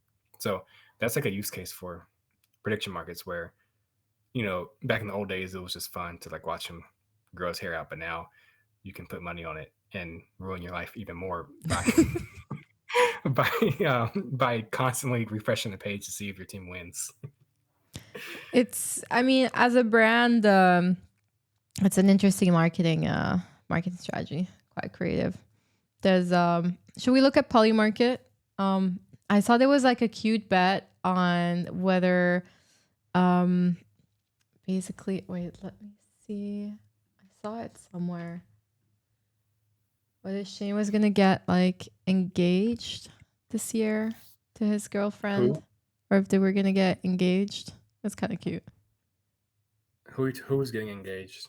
Shane, founder and his girlfriend, they Oh, I think I saw his girlfriend's Twitter page yesterday. If it yeah, wasn't a that's lark, it popped up.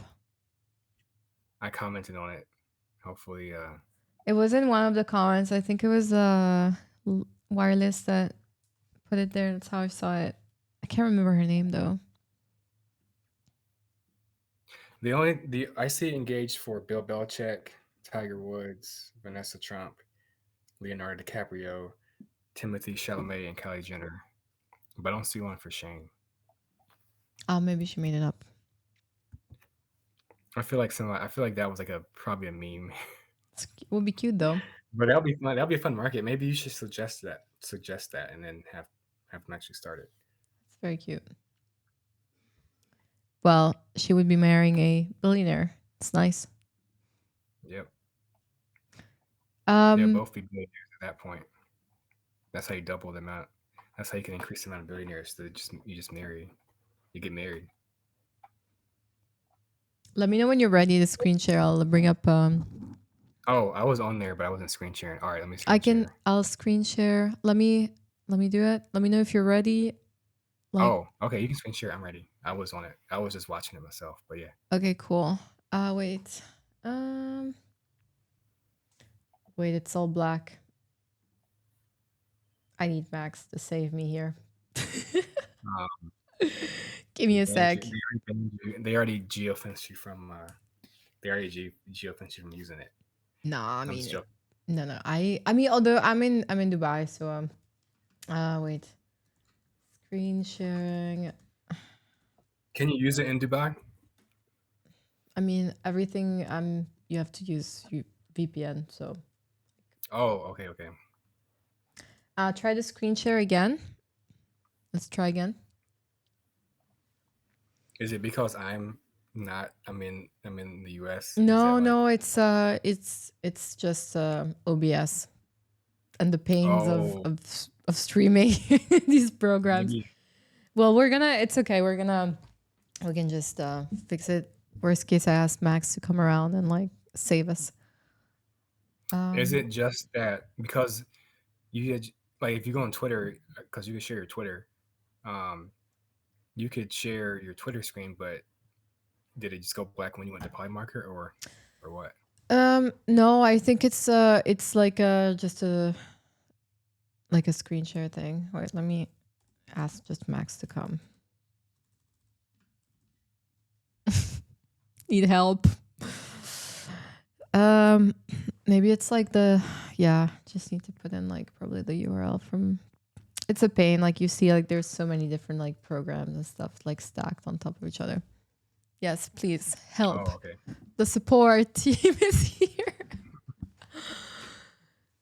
Max has risen from the group chat to spawn in real life. Yeah, we can see an arm. Why is it not working?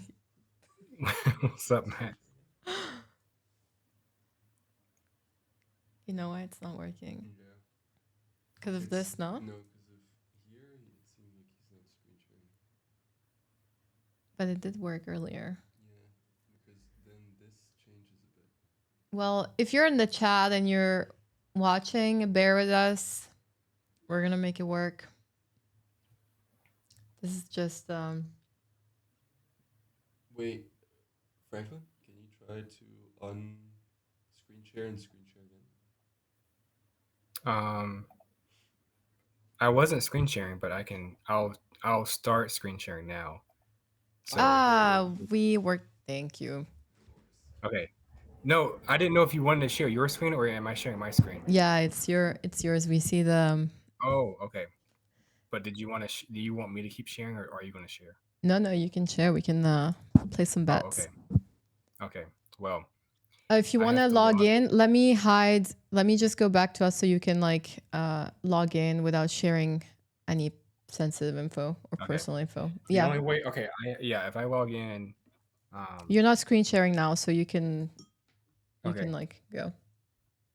Well, yeah. I logged in through an email, so it wouldn't have shown like password. It would just show my email Okay, address, which we'll care just about. to be safe, you never know. So the way it works is that um because this is how it was in 2020. So it was Magic.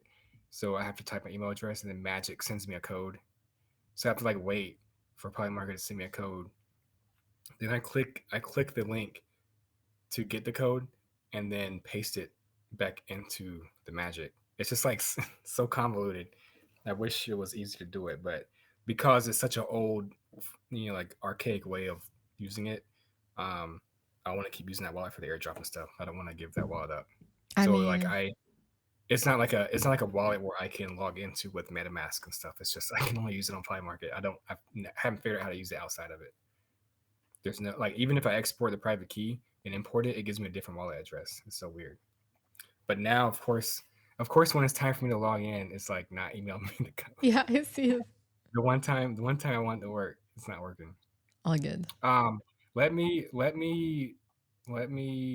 use.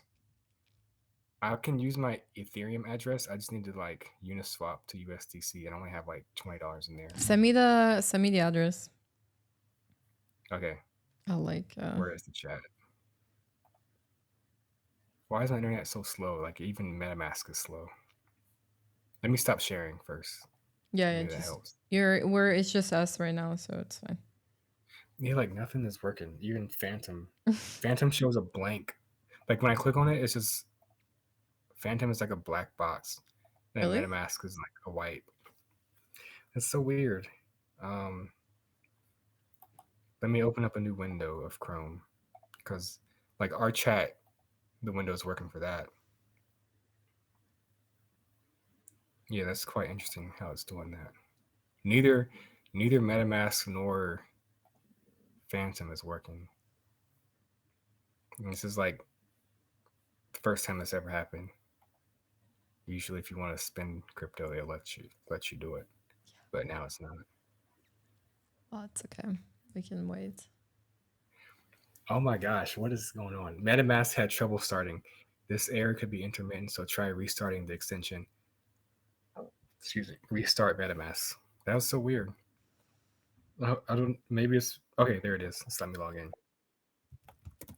Okay, so I will send you my address. So this is an address that I don't really use on Polymarket, but I use it a lot elsewhere. Okay, I sent in the chat. Do you have USD? Yeah, send me USDC on the Polygon. On Polygon. Network. Yeah, so I got to figure out how to switch to Polygon on here. I've been using Solana for so long that I forgot how to use MetaMask. That's a shame, isn't it? I mean, we're gonna get an airdrop soon, right? It's gonna be nice. That's true. Well, where'd you send it?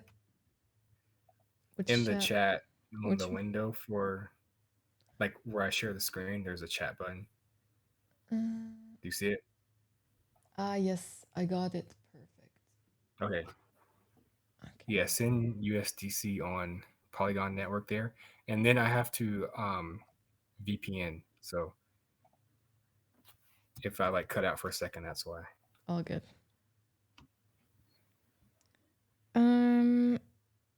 Let me just do it from Binance. Why is it not working? USDC, right? Yeah. Polygon USDC.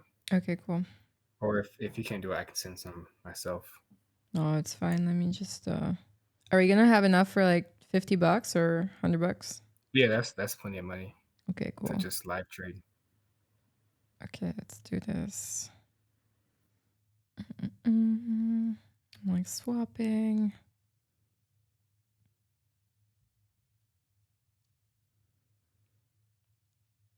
I probably turned on his VPN.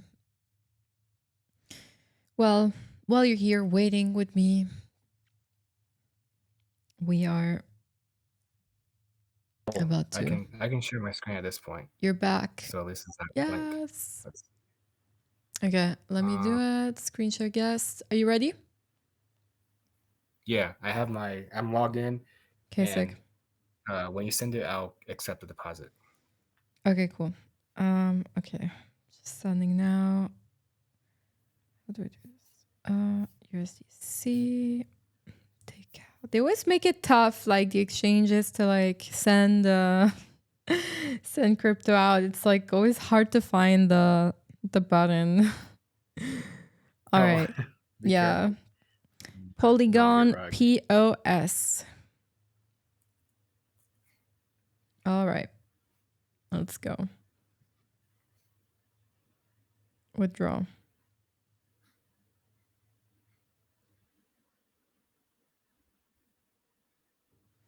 Should be quick, no? Yeah, if you sent it. It Yeah, should you be should there. be Let me see. getting 54 USDC. Okay, Okay, I let's hit see. refresh. I'm on VPN, by the way, so that's why it's slowing down.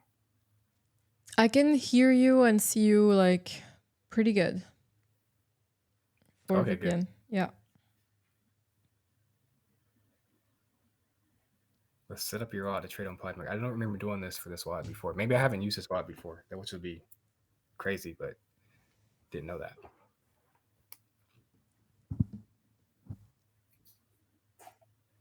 Deposit funds.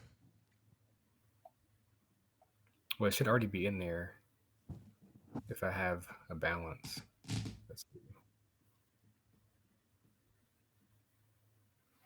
This will be one. Yeah, once Polymarket launches in the US, then you don't have to be on VPN no more. Why does it That would say be nice. it says I have $109,000? That's nice. I do not have that much money in That's there. It's probably some like nice. random. Look, it's some random coin.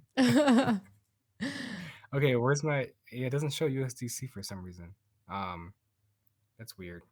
Maybe I don't see anything on Polygon. I see POL, but not anything else. Mm. Let me think. Ah, Oh, there there it it is. is. Okay. Yeah. Retired is saying must be early to finish with a top rank. To what? What did you say? Retired in the chat is saying must be early to finish with a top rank. A top rank. As in, like, what do you mean by that? I'm not sure what he means.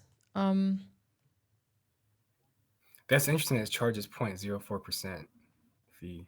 So okay, so that's how they make their money then. Yeah, Maybe. probably. Wow. And it's a small fee, but my way of doing it, I don't think they charge a fee for my old account where I log into my email address. So it's like a wallet that's like strictly on Polymarket. If I deposit 100 USDC, it gives me 100 USDC. Right. I thought it did. Maybe not. Okay. Anyway. Meanwhile, I'm gonna go Yeah, into the usually Poly Baddies chat on Telegram. Let's see. All right, I'm all set to go. I got the money in there. Wow, there's 1,000 people in there. Oh, it's for baddies and friends. So I guess you're allowed. Oh, okay. Yeah, allowed to be in there. I'll send him the link here. What type of market are you interested in? There's politics, sports, Gaza, Taylor Swift. Taylor Swift. Yeah, it's Taylor Swift market. There's Let's do Taylor Swift market. Yeah. This is one way of telling how good the album did, because you can see, okay, you can go to Play Market, because whoever traded the market already did the research. So, the life of a showgirl first week album sales. Oh, I have to keep doing this. Okay, wait.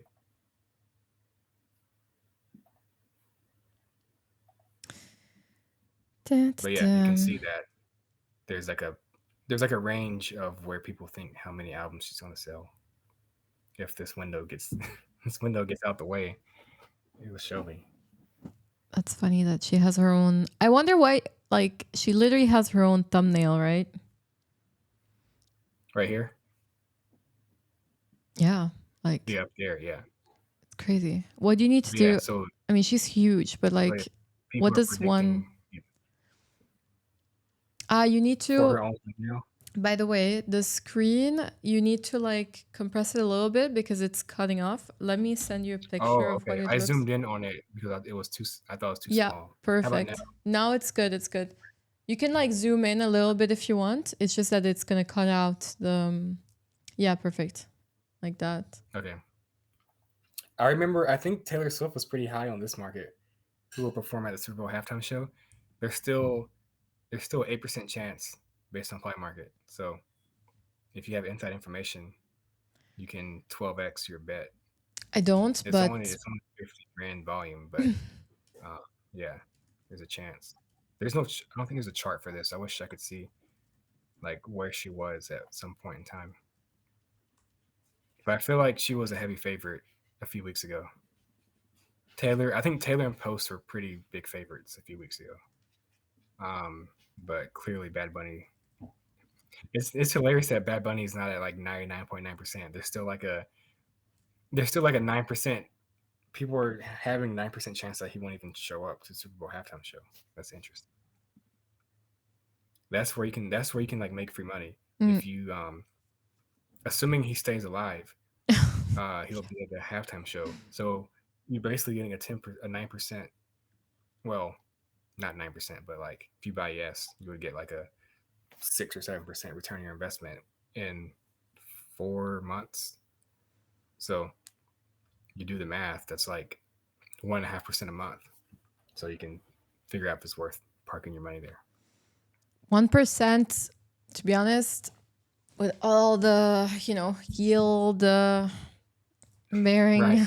other apps Inflation. you've Yeah. got available, not so much. You're not gonna Yeah, beat so- inflation. Oh no, you might just, but like yeah. I just shared Yes. our stream in the chat from the baddies on PM. Let's see if anybody Oh, comes thank up. you. Let's see. Come through. What do you think of this? What do you think of this market right here? Will MetaMask launch a token in 2025? Oh, good one. I was wondering. I hope so. Or you get a 5x if so. I hope so. Well, I mean, I was a heavy there's user. not that much size in it, but yeah. The heavy user of MetaMask. Especially like 2021. Yeah. I never swapped on it though. I only use it yeah. to send and receive money. So I swapped a bit. I swapped a bit, but obviously not the best rates. I don't know. I mean, if you look at other airdrops and stuff, we've had last year like quite a few in December.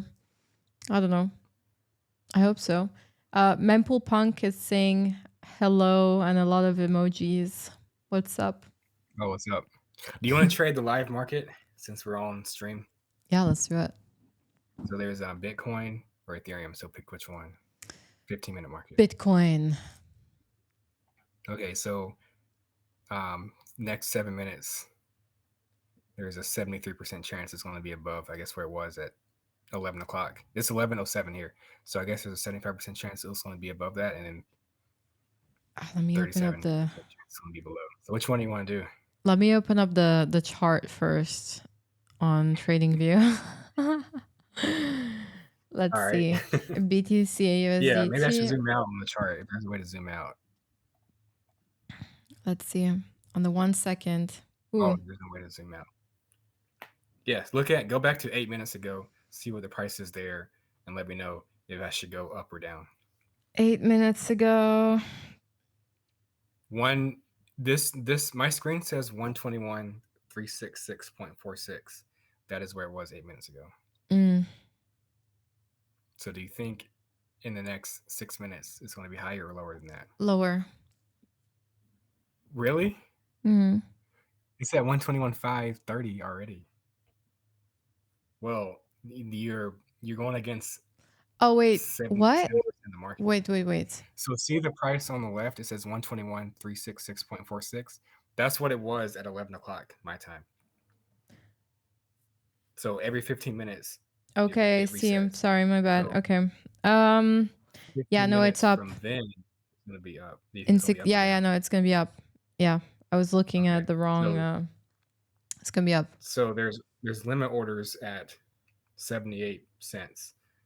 You can buy it and guarantee your fill at 84 cents. So if you buy 84 cents and you win, your 84 turns into $1. So how many shares I get? That's like a what? 20%, 20 or so percent increase. I can't do the math. I suck at math. You're the math person. Don't ask me. All right. 1 divided by 0.85 minus 1. 17.6% increase. That's how much you would get. Okay. 85 cents. Let's do it. If I put in Max is saying market buy that shit. Okay, I'll market buy. See, so if I market by 50, I'll win like $6. All right. Let's do it. Wait, it's going down. Yeah, it's going down. Right when I said something. What the fuck? The bad thing about What this the is like, fuck? and this is my first time actually trading a 15-minute market. We used to, in the 2020, 2021 days, we would have like daily markets like this, Look but at we'd that. have our own liquidity pools. So it wasn't like this. It We're wasn't like literally something the like this. top. No I don't way. think it went through. Did it go through? I Like, don't if it didn't know. go through, then maybe we can breathe.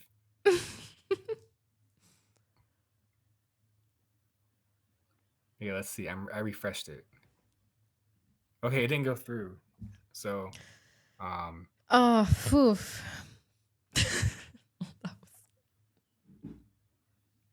yeah, it didn't go through.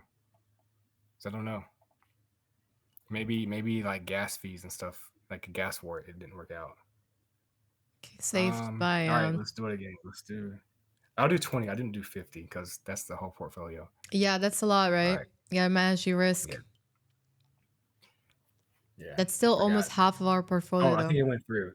Now It it went through did. that I saw time. the little sprinkles and stuff. Yeah. So now you can see like We're betting the up, right? anxiety. Yeah, I bet up. So we have 3 minutes to decide if we should cash out, let it ride, take losses, or what. Oh my god, I need to I So, don't know. Is there like a little? so if it wins, I'll win $28 off of my 20. That's basically what it's saying. So it cost me $20.05. If it wins, then that turns into $28. Okay, let's see. We wait. And looks like people have bet $42,000. So I don't know what kind of fees. I don't know if they have fees in this market, but if they do, that's a good way of making money. But I don't know. It's going down. Fuck. Come on. Don't do this to me.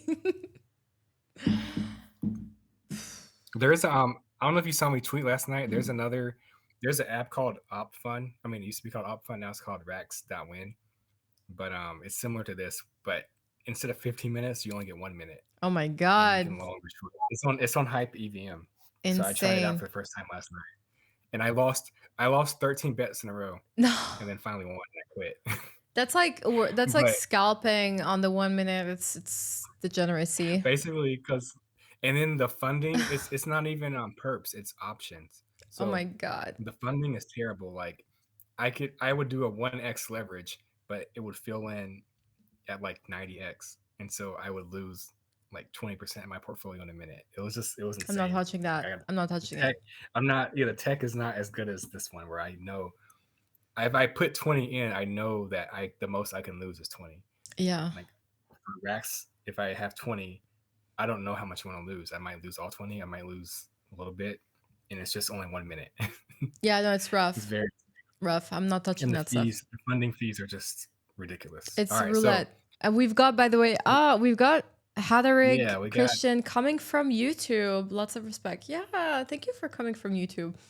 That's pretty cool. Oh, nice. Lots of love back. I think we're good. I think we have a minute, and we have a minute.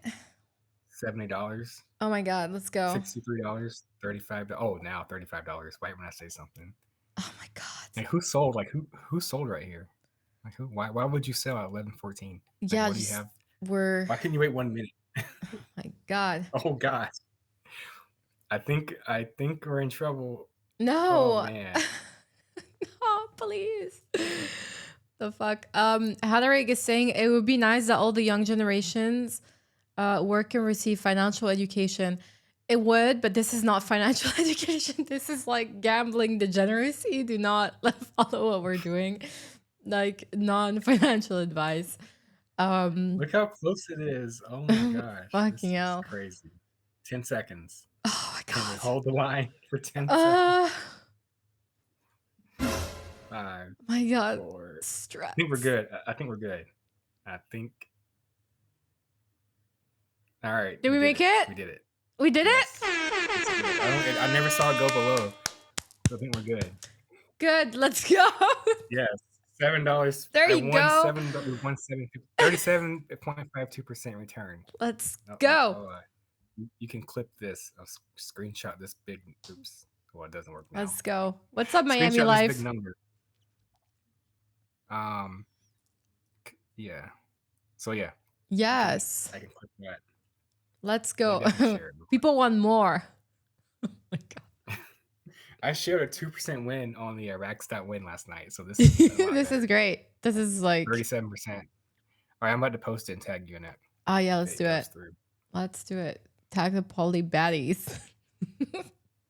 I'll tag them too. Unboarded. We did it.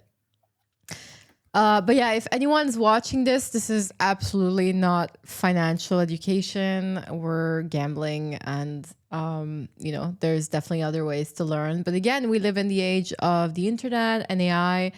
Like, you don't necessarily need to go to, uni and study business or finance or whatnot. Like, you could literally just create your own course and learn everything there is to learn online through YouTube, Twitter, communities. There's definitely like a lot of information out there. And I know that the educational system does not prep you for, financial sovereignty, but it does prep you to become a good employee and be a great wheel in the system. Again, I think there's a lot of people that do find comfort in that and choose that way of life, and that's totally fine for them. But again, if you want to live differently and take control of your life as much as, possibly you can, you have to start looking, and you have to start searching for the information, because it's going to make it more valuable. Again, if this info was available to everybody and everybody had the same edge, there wouldn't be upside potential for people to actually make it. Like, the reason why we're not living in a communist society at the end of the day, like, there is ways for you to bring yourself forward. And by then is, doing your own research and work, and definitely, obviously, like, we definitely try to educate as much as possible. And I think in my streams as well, like, I try to bring values and talk about things, but there's infinite information out there available for free. And yeah, like Hadaric is saying, I know, but it's close to that, because the majority of young generations spend their money on alcohol, casinos, banks, instead of investing in their own education. I heard, to be honest, newer generations are not drinking as much. I know Gen Zs are not, like, they're just not partying as much. I think after COVID, alcohol consumption has gone down considerably.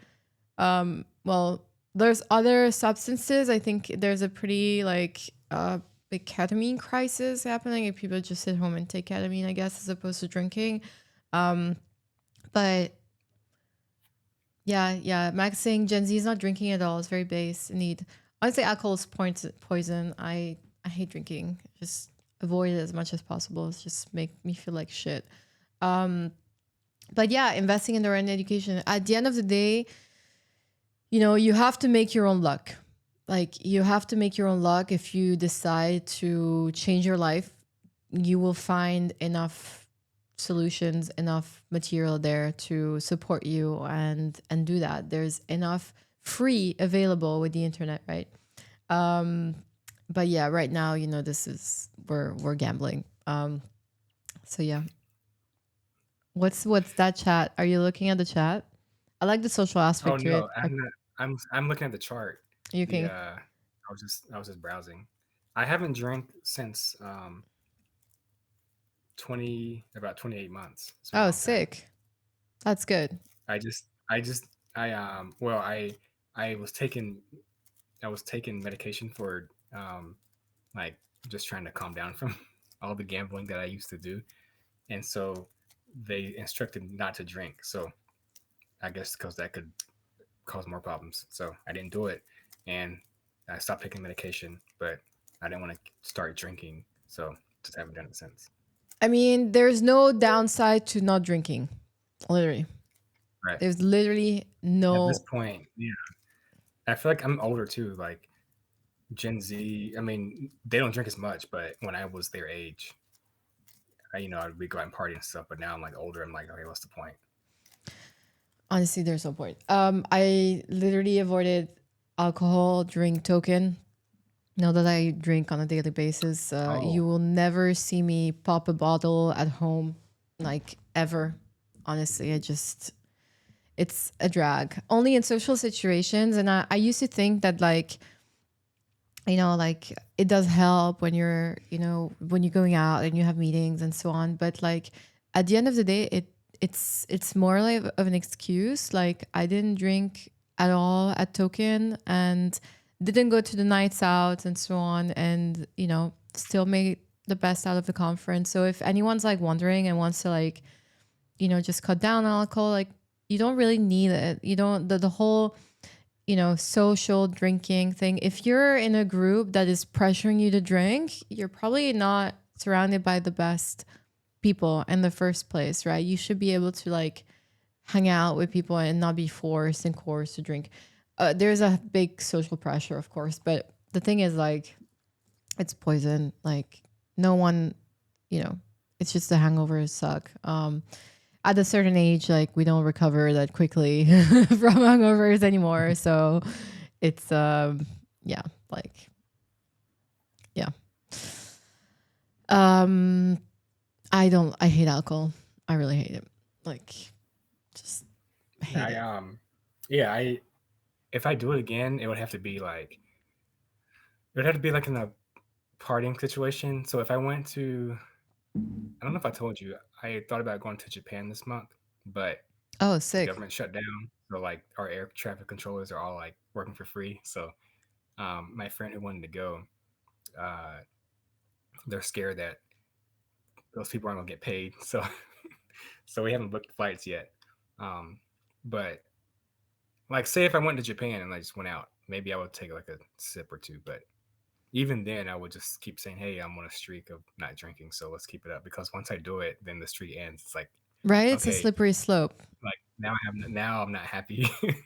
So like I would be partying, but then I'm like not happy that I broke the streak, and I'm like, oh well, so much for 2 years of waiting. Like it would be like I waited 2 years for what?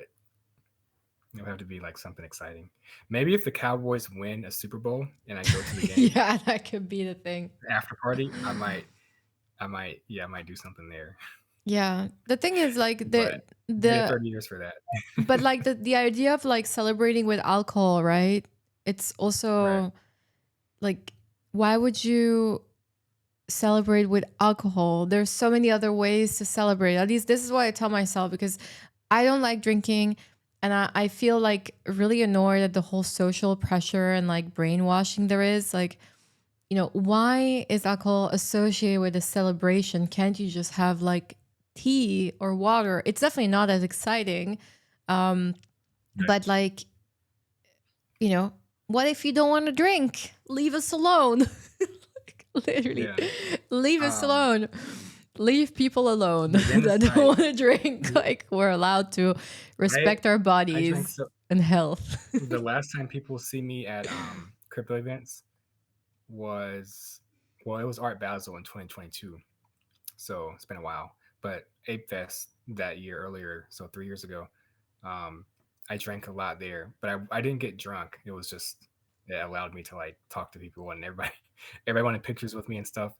So I'm trying to figure out like, okay, if I didn't drink, would I be bored and I'd just be like standing around and like I have to figure out how to stay active and just so stay how I can stay social, which I guess I've done a good job at since I haven't done it in 2 years, but just got to make sure I'm able to do that.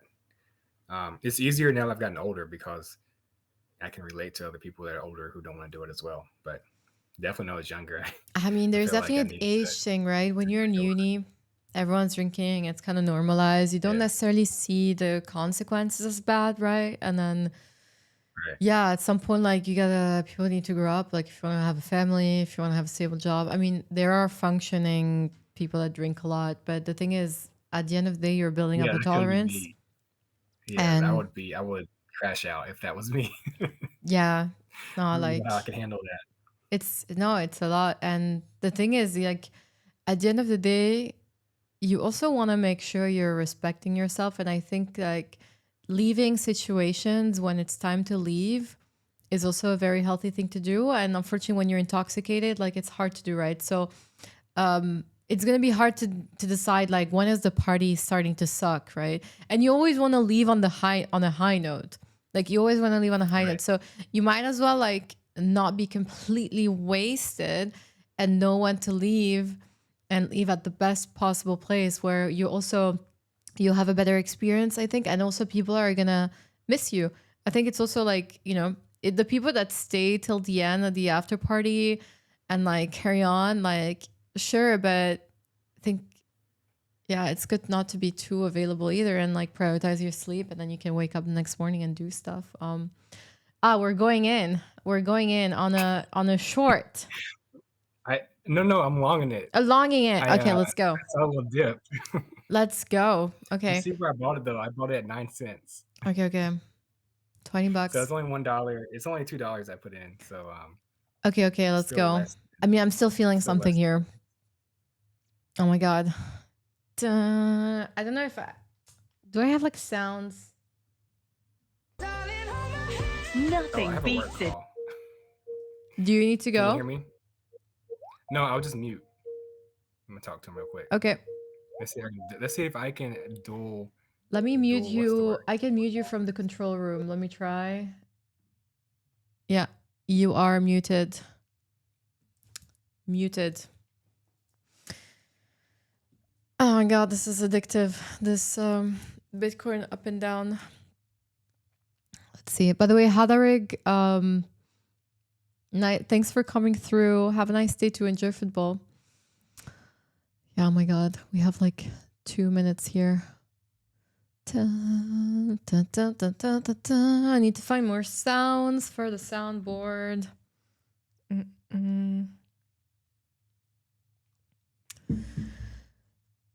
Where does it do? It's going up.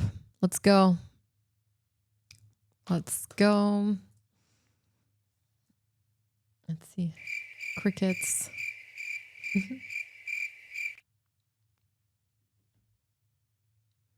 Let's see if I have more sounds actually.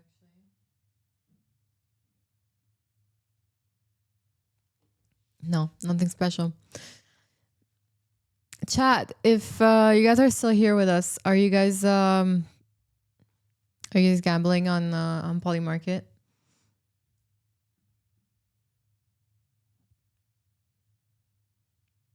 Oh my god, we have like 2 minutes to go. I think we're down. Oh my god.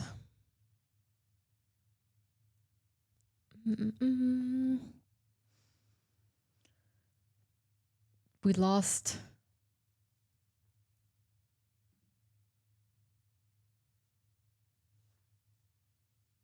Franklin from the work call, placing bets. Oh my god. I think we're down. I don't know what he did. No. I think we're losing this one.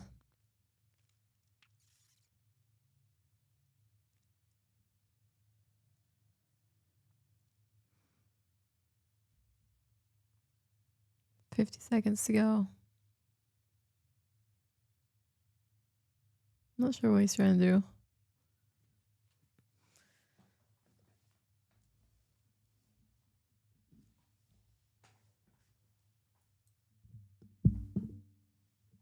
Yeah, this is like some degenerate shit, honestly. Like spreading from up and up.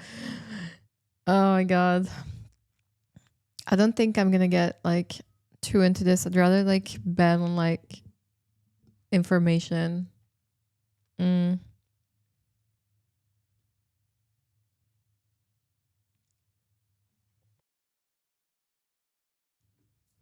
mean, it's dumping right now, so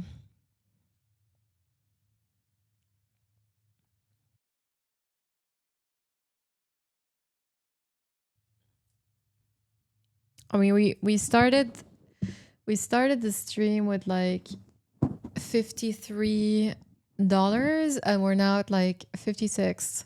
So not bad. I think 56. What is it? Oh no. Portfolio 73. Cash. All right, we're in. Like price is like dumping. I would have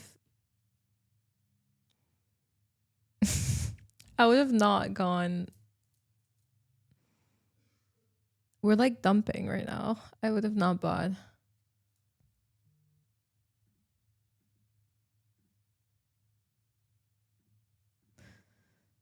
Darling, hold my hand. Nothing beats a Jet2 holiday. And right now, you can save £50 per person. That's £200 off for a family of 4.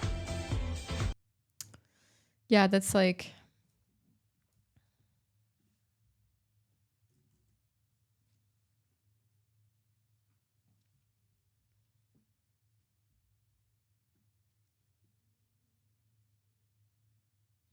mm,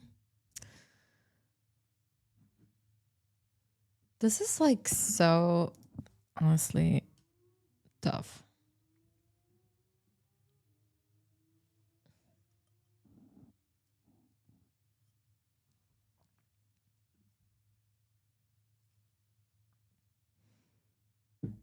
Dun, dun, dun, dun, dun. Franklin keeps going, keeps buying up. He can't hear me, but like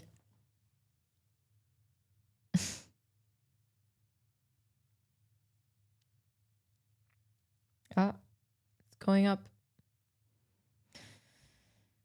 This is so stressful. Dun, dun, dun, dun, dun. Oh my god.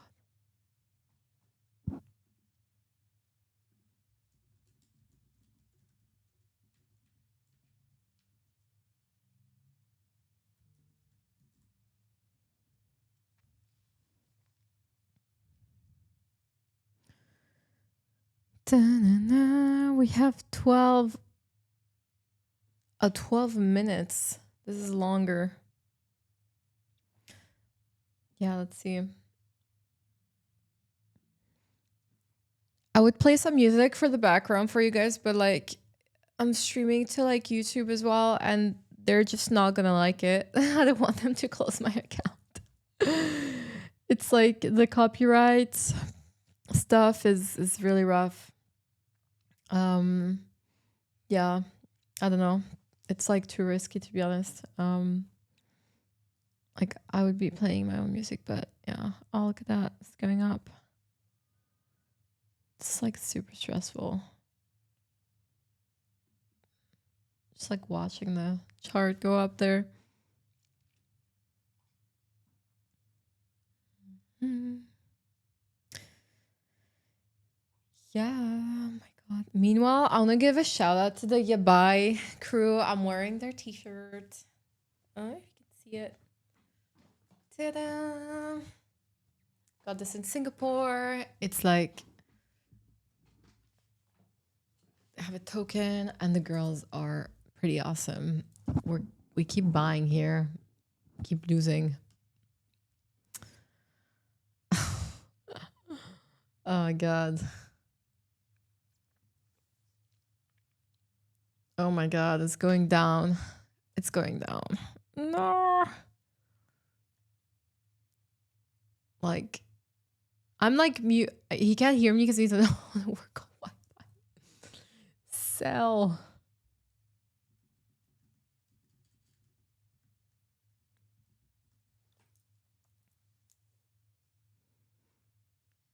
I would be selling here. Like Bitcoin's dumping, literally. We are dumping. Ah, it's painful. Painful to watch.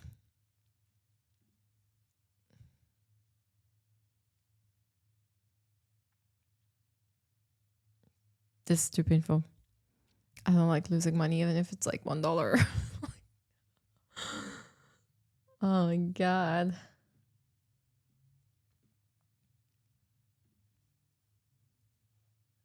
$2 more. Go down.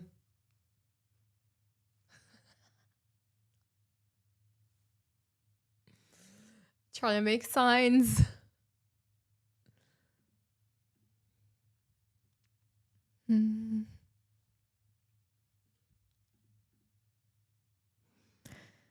Yeah, I don't scalp anymore. Like I used to like scalp and just overtrade and stuff. And honestly, it's just not really good for the soul. Just I prefer to just, trade less and trade with conviction. Take one play that you're confident it's gonna hit, and then just wait until the market's right again instead of just trying to catch every single move. That's kind of what I've been doing. Also, like, yeah, and manage spot positions. I think that's like honestly a very underrated thing, and I'm gonna start exploring more like DeFi plays. But yeah. Oh my God, this is like where are we? We're down. We're still down. Again, if anybody's like watching here, this is like not financial education. We're gambling on Polymarket. And Franklin's on the work call. What does the chart looks like? It's so hard to tell, honestly. Like they show it like this, like it's so hard to tell.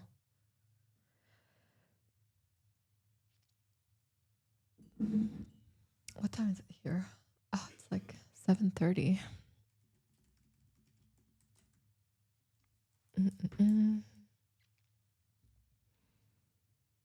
Are we going up? We're almost there. We're almost winning.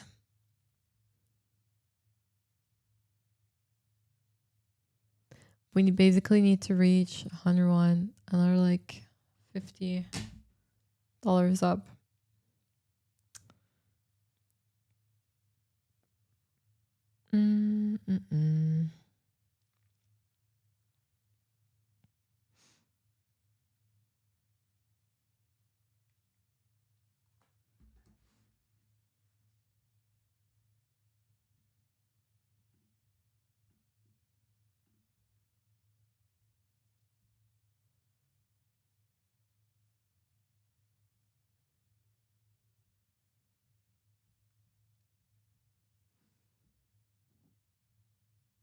What's up, EDK? So just to fill you in for the new ones, we're like live betting here on Polymarket. So you can, there's this I don't know what you want to call it, feature, I guess, where you can basically bet on the movement of Bitcoin or Ethereum. And right now we're betting for the price to go up, but we're down. Franklin's on a work call, so he's muted, and he's controlling the the account. I would have pressed down, to be honest, also because I have like Trading View open, yeah, like let's see what's happening. I don't think are we up? No, we're down bad. We started off with like $53. We're at 45, I think. Can't really tell. So yeah, well, this is Polymarket. Have you guys tried it? EDK, have you ever gambled on Polymarket?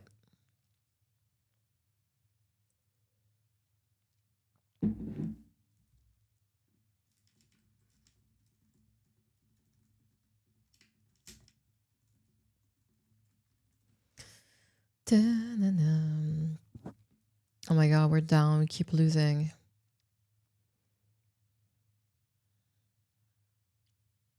It's so bad. No. Fuck. Why is it going down? Stop. Oh my god. Fucking hell. This is stressful. I mean, honestly, like Bitcoin looks like it wants to take like, oof. Let's see. If it breaks that level, it's not too great, honestly. 80K loves gambling. Well, this is for you. Welcome to your new hobby. I don't know. Do you prefer gambling on like what do you gamble on? Like casinos and stuff? Do you do like crypto casinos?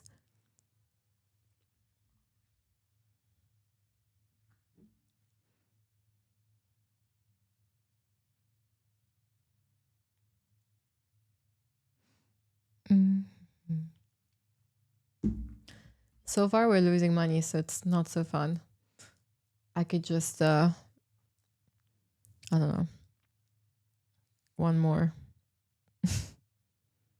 Maybe it might bounce. I don't know if you guys can see the Bitcoin chart there. There's it's hitting a critical level. If it bounces, good. If we nosedive, it's fucked.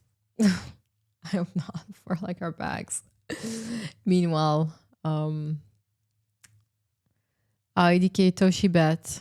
It's gonna look for Polymarket. Have you won anything with Toshi Bet? Do you like it?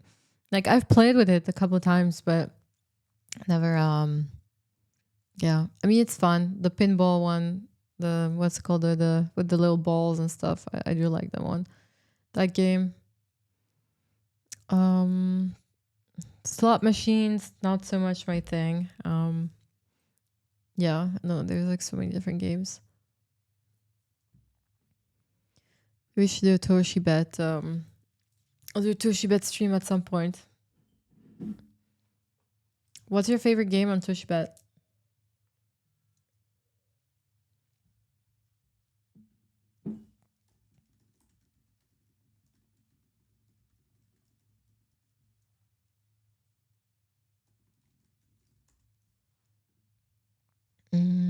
We're still down here. Dun, dun, dun.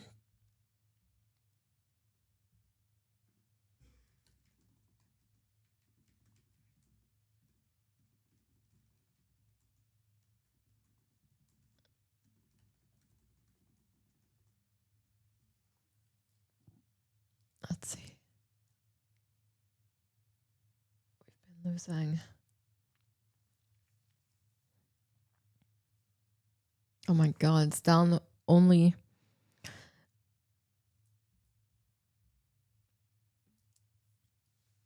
How's the market looking, by the way? Let me see. Oh.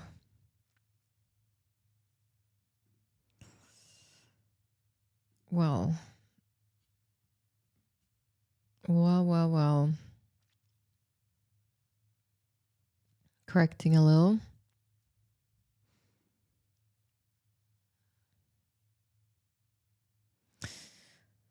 Yeah. Well, I mean, let's see. Bull run is finished. What do you mean? What do you mean it's finished? It's like Q4 just started. Maybe like honestly, maybe in ordinals it's finished. But like, yeah. What do you mean it's finished? Ugh, it's been rough. Like I woke up this morning. I didn't put money in those pre-sales from like the node strategy, but I was like curious to see how it was gonna do. Wait, let me share my screen for a sec. Let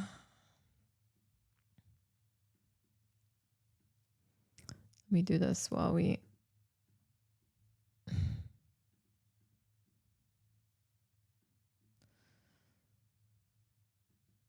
So basically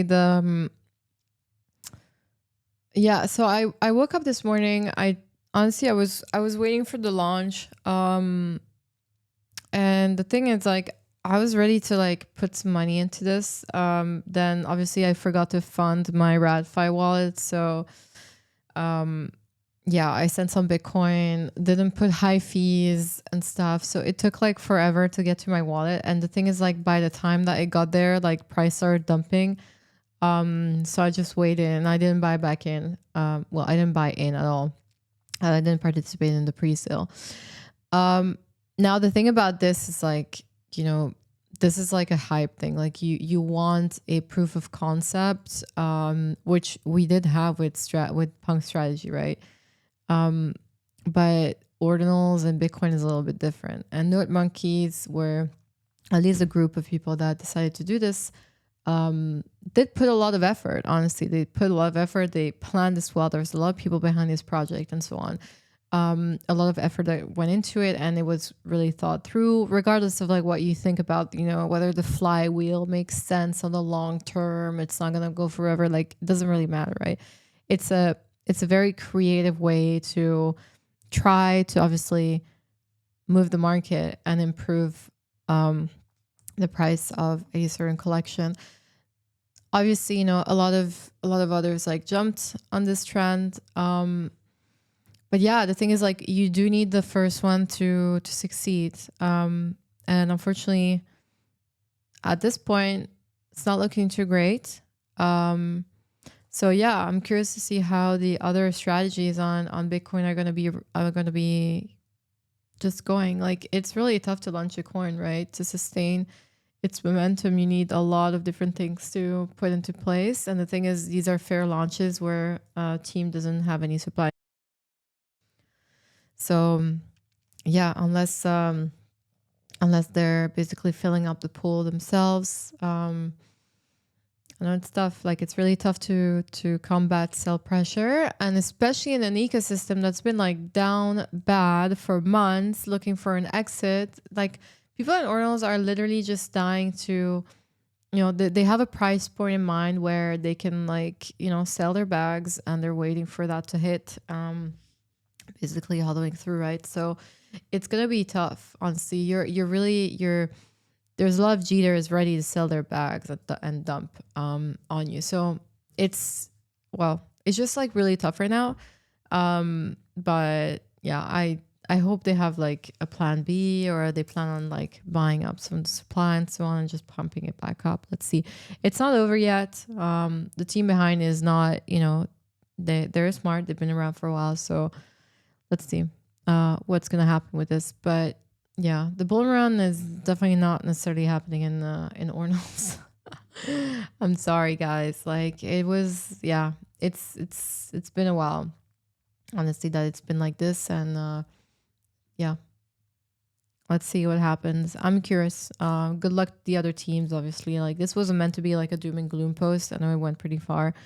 But I'm not shitting on anyone. Like, I wish you all the best. It's just, there's money involved. I personally will not be investing in any of these unless market turns. And yeah, I'd rather put my money somewhere else, to be honest, because it is nice, of course, and like, you can like support a project and it's fine, but at some point you got to put your money where your mouth is. And I'm personally not into losing money, right? So you want to make sure that you align with chances of succeeding to, you know, multiply and grow your portfolio.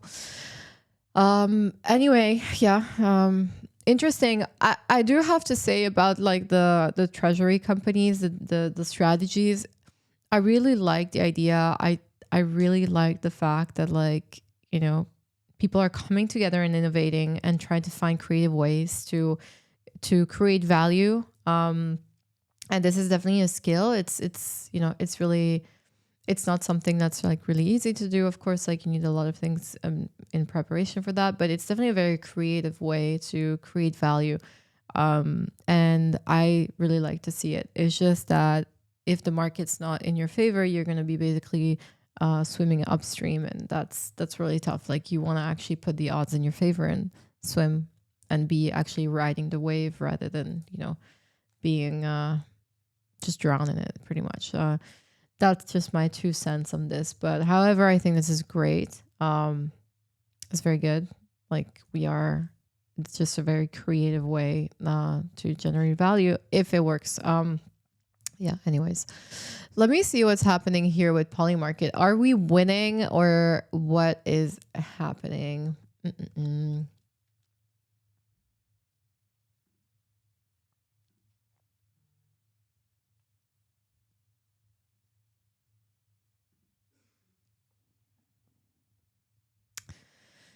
Are we still betting up?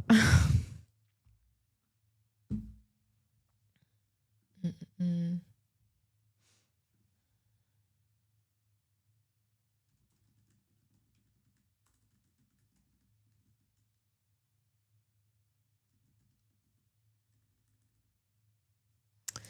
Dun-dun-dun. I think Franklin's back. Let me unmute. There you go. Hey, can you hear me? Yes, I can. We're so broke now. I was trying to live trade on my call. Yeah, I saw that. I was trying to That was say really like lonely. down and like shit kept dumping. It's very painful to watch. There, we lost like $3. And like my heart, like losing $3 on here felt like losing a bajillion dollars back in the day. It's like seeing it. I think it's seeing the percent, like seeing the percent and the price Bad, be so out of painful. touch with like the market, because it was like, you see how it's up $270 from where it was. Like we were down by like $50, but our portfolio was down like 80%, and I was like, how? I know. Now it's just depressing. I couldn't cash out my like losses, but of course, 15 minutes later, we're like super high up now. I mean, we would have been super high up. Are we up? So We're not up. no, I didn't. When I think you shared your other screen, so I didn't Oh place shit. any trades. Oh, okay. So you want to tell you what my phone call was about? It's about my job as a contractor. So there's a replacement to the space station, and I'm contracted to work on basically a subcontractor. So I've been building computer models of it, math models of it, and my coworker, who's also a contractor, is down there talking to the main company who's building it, and we're passing back and forth suggestions on like how to size it, what kind of assumptions that we have, just real basic. Because I'm not really a big in the weeds, smart engineering guy. So just conceptual stuff. So he was giving me the feedback that he got from where he was at, and so asking me, okay, well, they suggested this, so I'll make those changes to my computer model. So you're So building that, at least I have something spaceships. to do today after the call. So spaceships? No, The what? space station, yeah, Space it's called stations? Star Lab. Yeah, it's called Star Lab. So Airbus and another company I think partner to make Star Lab, and so pretty cool. Yeah. So that was in the tweet that I talked about 2 days ago when I mentioned Airbus. That's what the Airbus portion of it was. I mean, that's pretty sick. Thanks. Sorry if you hear my dad in the background. I'm like right next to the bathroom. It's actually fine, honestly. Like you can't really hear like too Okay, much of the noise in the background. No, you're I pretty can good. hear we can hear everything. So when I'm in like now or like in a work call, I'm just like, if I don't, because I don't have headphones on, so I hear it. Yeah. I'm like, But it's everybody actually else. no, you're good. You can't really like hear too much, Okay. to be honest. No, you're fine. It just feels like the entire audience here stream is like standing right next to them. I'm No, like we're so good. embarrassed. No, Yeah. we're good. All right, good. No, you're good. So our portfolio is like we're down, right? Yeah, you put 54. Now we're down to 42, thanks to my Oh, bad prior 30 minutes before now. See, if I longed instead of like I gave up. I was like, I'm down $12. Like, why keep going? And of course, it goes up. So classic. whatever. I mean, now it's like There's hourly markets. I went back. Let's see. yeah. Let's see other Go to markets. crypto. Yeah, there's hourly. So there's Solana, and XRP for the hourly. So the People 15 love minutes is XRP. Bitcoin. You like Imagine XRP? if I was honestly, if I had a token, I would do everything in my power to get featured there on Polymarket. Oh yeah, that's a good point. So we had these markets, but they weren't like this. Like, there wasn't limit orders and Yeah. 15-minute long. They were like 1 day long or 2 days long or a week long, and we had our own liquidity pools for it. But for whatever reason, like Shane took those off. So I don't know if it was like a legal reason or not, but now they're back. So you can long and short Bitcoin just like you would at a casino or perps, but now do it on Polymarket, which I think is pretty cool. Yeah, no need to go to the casino anymore. MicroStrategy. Oh, that's not God. a live market. I was like, wait, MicroStrategy stocks. But yeah, there's hourly, daily, weekly, monthly. Do you think they're gonna Pre-market. what do you think of Monad. these like platforms that are basically allowing you to bet on pre-IPO companies? I heard that Polymarket was doing that. Oh, really? Is that in here anywhere? Yeah, I thought they announced it. Oh, cool. Maybe it's not out yet. Maybe it's coming out with maybe it's coming out when they do the Polymarket US. Because that's I pretty thought they cool. were doing it. I know there's a couple companies Oh, that here it is. They're doing the one for Tesla right here. But I think that's like they probably had this out for a while. yeah, that's more like earnings and so on. Yeah. But yeah, there's some platforms where you can bet on like, because the thing is like, if you're not a accredited investor and so on, like it's gonna be impossible for you to participate in these IPOs. It's still private equity up until it goes public. So it does democratize, the market in some kind of way, and obviously it's very crypto. That's pretty cool. We have GoGo in the chat, by the way. What's up? Saying hi, Cams. Oh, what's up, GoGo? It's definitely pretty cool. Oh, GoGo said, I just asked Poly Baddies to add you to the group you're in. Yay! Thank you. Imagine I didn't get in and Franklin was accepted. Oh my gosh. That would be, yeah. The first thing I would do is ask you to get in, though. I wouldn't be gatekeeping Poly Baddies from any woman. Yeah, the Poly Baddie final boss, Franklin. You have to pass through Franklin if you want to get accepted. Hey, I'm gonna show you something that I just randomly thought of. Well, I actually thought of for a few days ago. Maybe somebody will front run me, but so I'm into Rubik's Cubes now, where I've always have been. But if you go on my Pump Fun stream, I did Rubik's Cubes for a few hours a few weeks ago. Yeah, I saw that. You solved it under like 1 minute. I know that was like one of the fastest ones I've ever done. So this one has 11 cubes on each side. What the fuck? So if I like twist it, right, I can like twist it like one way like that. So I could do like a Polymarket logo if I like twist enough. No way. If I was an artist, I could like build a Polymarket logo. So I thought about doing that, but this cube, I've never actually tried to solve it before because it would take me at least 3, based on how I know how to do it. So if this one takes me less than a minute, that's 3. It has 3 on each side. And then the 5 on each side takes me like 5 or 6 minutes. So you can see how it's like exponentially going up. And then the 7 one takes me about 18 to 20 minutes. And then here's the 9 one.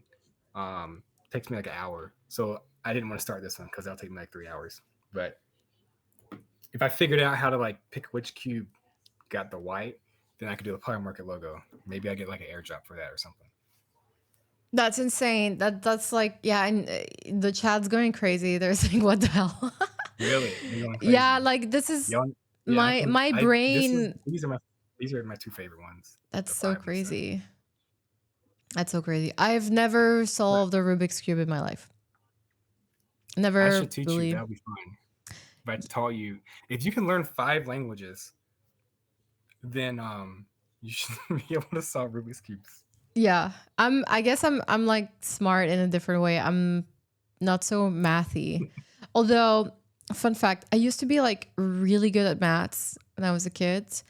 But like really, really good. Like I didn't, teacher would like explain it once. I got it. It was just like obvious to me. And then I moved countries and I went from learning maths in Italian to learning maths in French, although French is also my mother tongue. That switch broke something there. And from there on, started having bad grades and stuff. Maybe it's a teacher. I don't know.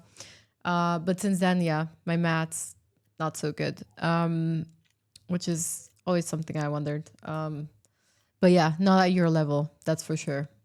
That's for sure. So that's some art I can do. Hey, that's so cool. So I've started.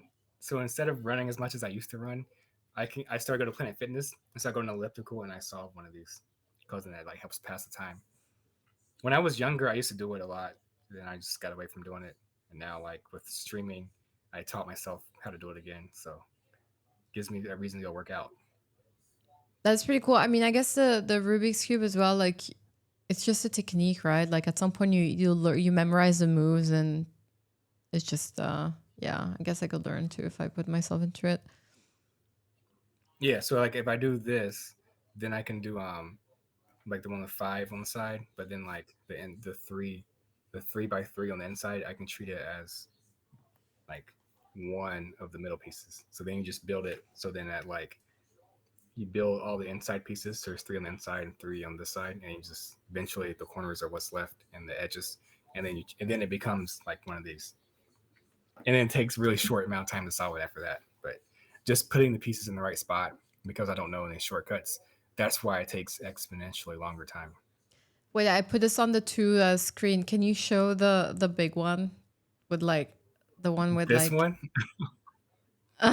okay, so yeah, okay. Well, My that's God, 11 and 9. See, one's bigger than the other, and then well, I don't know if you can tell. And then fucking hell.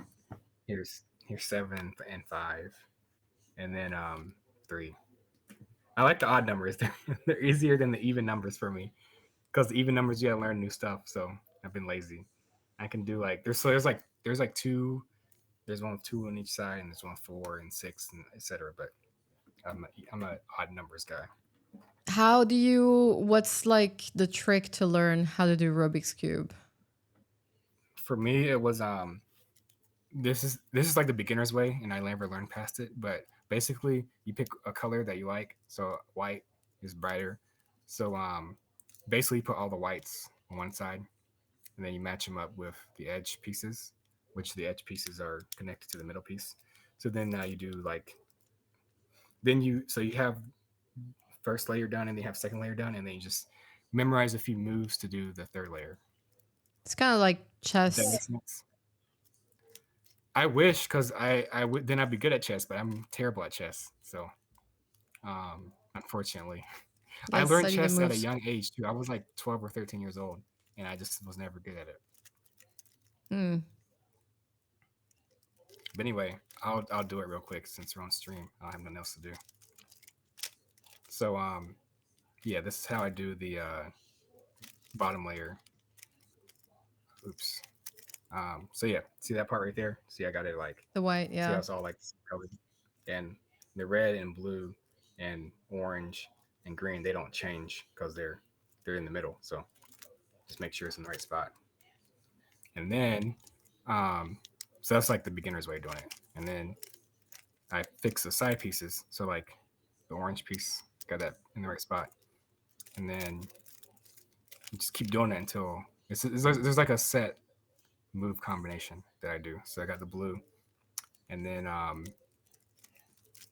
can do another one, that one. So got that one, and there's one more left, which is right here, and that piece is up here somewhere, Hmm. right there. Well, no, right there. I was looking at the camera, right there. So yeah. So put that one. So now I have. See, now I have these two all done, and then so now I got to do the top. So I'm seeing the colors, but my brain is like trying. Oh my God. I guess you have to learn new moves for every cube that you like try to solve. It's not yep, gonna be the same. all done. Ta-da! So that's why I skipped to 5 instead of 4, because 4 there's no like the middle piece. There's no like piece in the middle Yeah. because it's even number. So there's different. You can there's different ways of getting them mixed around. So then there's like a couple new moves you have to learn, and I haven't learned those. I mean, I did, but then I forgot them, so I got to relearn them. But at least with the 5, I know a set way of building Because of the that spinner centerpiece. together. Yeah. So there's only 4 new moves, 3 or 4 new moves that I have to learn to do this. So basically, just brute force building the insides and then building the edges. And then there's like special cases where it might be out of order for a little bit until you get it to look like a 3x3, where the 3 middle pieces, like for here, they would be the same color, and these 3 be the same color. Like all the 3 middle pieces are the same colors on the edge, and then it becomes like one of this. And then you upgrade to this one, 7. So you fix the middle, and then you fix the layer around it, like that blue color, and then you fix like the 3 middle pieces here, and then you fix the other 2. So that's why it's just the same. It's the same move. It just takes longer because you're just putting more pieces in there. You make it sound So so easy. I know I want to stream. I want to stream doing it on Pump Fun. So that's my. I bought a bunch of streaming equipment Oh, sick. and cubes. Haven't done it yet. You have like Been a new lazy. camera and I'm stuff? actually busy with work. Hmm? Yeah, but so I have I bought a webcam, but I might take it back. It's expensive. I bought a Logitech cam, but I'm not using it. So I I'm using this use for my you laptop. have to like set it up And and like yeah, it's a then I have whole thing. another camera that's like this was a cheaper camera I already had. So I was using this to stream. I could like point it down and like Mm. turn the cube underneath Oh, it. from So like above. it would show what I'm looking at instead of me showing the cube into the camera like that, because you're seeing like the opposite of what I'm seeing. Yeah. But if you see what I see, I think it's more fun that way. So I have to figure out like what's the best way of like showing my face and also showing a timer or something, and also showing my hands. But I don't think my internet's fast enough to do all that on Pump Fun.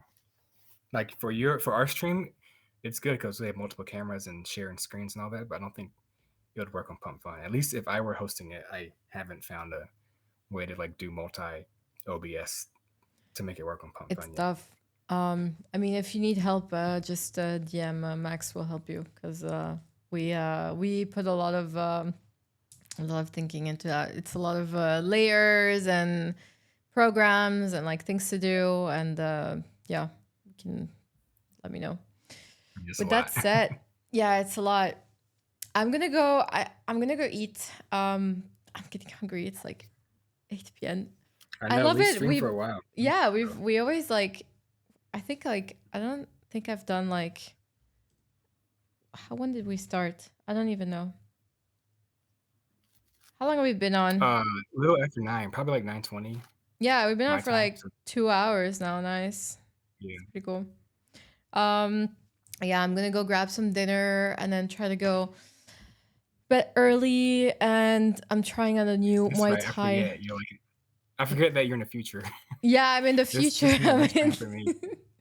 I'm Yeah. like, yeah, I'm gonna start my day. I'm trying out a new Muay Thai gym tomorrow, so gonna try to be rested. Oh, nice. Let's see how it is. Yeah, just fighting sports are fun. So let's see. There's a lot of gyms in Dubai. Yeah, just checking out new ones. The one that I was going was nice, but like, don't know. Like I like the gyms that have a bit of like R&R kind of thing where you can go and do a sauna, an ice bath. After like 2 months I in should Bali, it's start tough. doing that more often. Like I worked out very hard and ran a lot, and I didn't get any like massages or chill. So I need to like figure out how to balance that out. Oh So at least yeah, it'll motivate me. you should. Like the recovery part is like as important as supporting itself, including nutrition, stretching, all that stuff. Like otherwise you just get injured and it will just defeat the purpose of working out. I think that's but yeah, that's why I don't like Muay Thai and these fighting sports are so intense. So it's good to have a place where you can like just even just have a nice shower afterwards and like chill, get a smoothie. So I'm gonna go check it out tomorrow. Sounds good. Yeah, but I'll get back to work and this build was this space fun. station. Yeah. Thank you. This was fun. I'm gonna go check Yeah, out the Poly Baddies chat. Thanks for letting me in. yay, you're Go. officially a poly. You're officially a poly baddie. Welcome. Well, I shouldn't Thank be you, welcoming you, Franklin, but for the welcome. I'll say congratulations on joining the poly baddies group. I'm not in it, but It says in I will support it. friends. Yeah, I will support it. So make sure. I mean, we're still early, right? Like, yeah, they're worth 9 billion, but it's not like. I mean, there's still plenty of growth, so I think you can do well with it if you want to. And I'll be I bet you I'll be happy because it's pumping my bags. Well, I mean, I don't have bags yet. I hope I get an airdrop, but it's. I mean, if you don't get an it'll be airdrop, if you don't get an airdrop, we're gonna. I don't know what we're gonna do, You're but protest. we're gonna protest. We're gonna protest. How about I get an airdrop from the baddies? I only support you guys if you guys airdrop me. And yeah, that like, yeah, that would be funny. Maybe you should just I try. would do that. Like I would start a group and airdrop all crypto women. That I think that's like a good marketing strategy for me. I mean, So you guys should do the same. Airdrop all the crypto bros. No, I'm just joking. yeah, you would get like 1 cent of an airdrop if every crypto bro got. Let's see. Right. That was hilarious. But I mean, All right, who knows? well, Maybe probably it's like 10 million and you're the president of it and then you get a nice budget. overtaking. But first, rebrand. If you girls and guys and poly baddie friends are listening, rebrand. You need to get another name. I see. I've been added to the chat. I'm watching very closely to see how you take it over. Let's see. I'm in the chat. I'm gonna be. I'll check it out. Yep. But yeah, this has been fun. Let's do this again soon. And yeah, we'll see you. I'll go buy myself a Rubik's Cube. Oh yeah, I gotta teach you that. So yeah, go get one. Yes, I'll do it. That'll be my mission for the year. Good. See you. Let's go. one at a time, slowly. Yes. And everybody all at once. I can do it. I'm gonna be early to crypto cubing. Speed cubing. Maybe there can be something out of it, a game or something. All right. Ciao, Franklin. Bye, chat, and everybody that joined in. It's always super fun to hang out. I need to plan my next stream. This week has been like, I was jet lagged. Everybody was back from Singapore. Well, so next week more. I'll always be a standby guest if you need a. Always down. Yeah, we should do these more often. Let's do this. Yeah, let's do this more often. I'll DM you. Then we can plan. Sounds good. All right. Ciao, everybody. Bye-bye. Bye, y'all.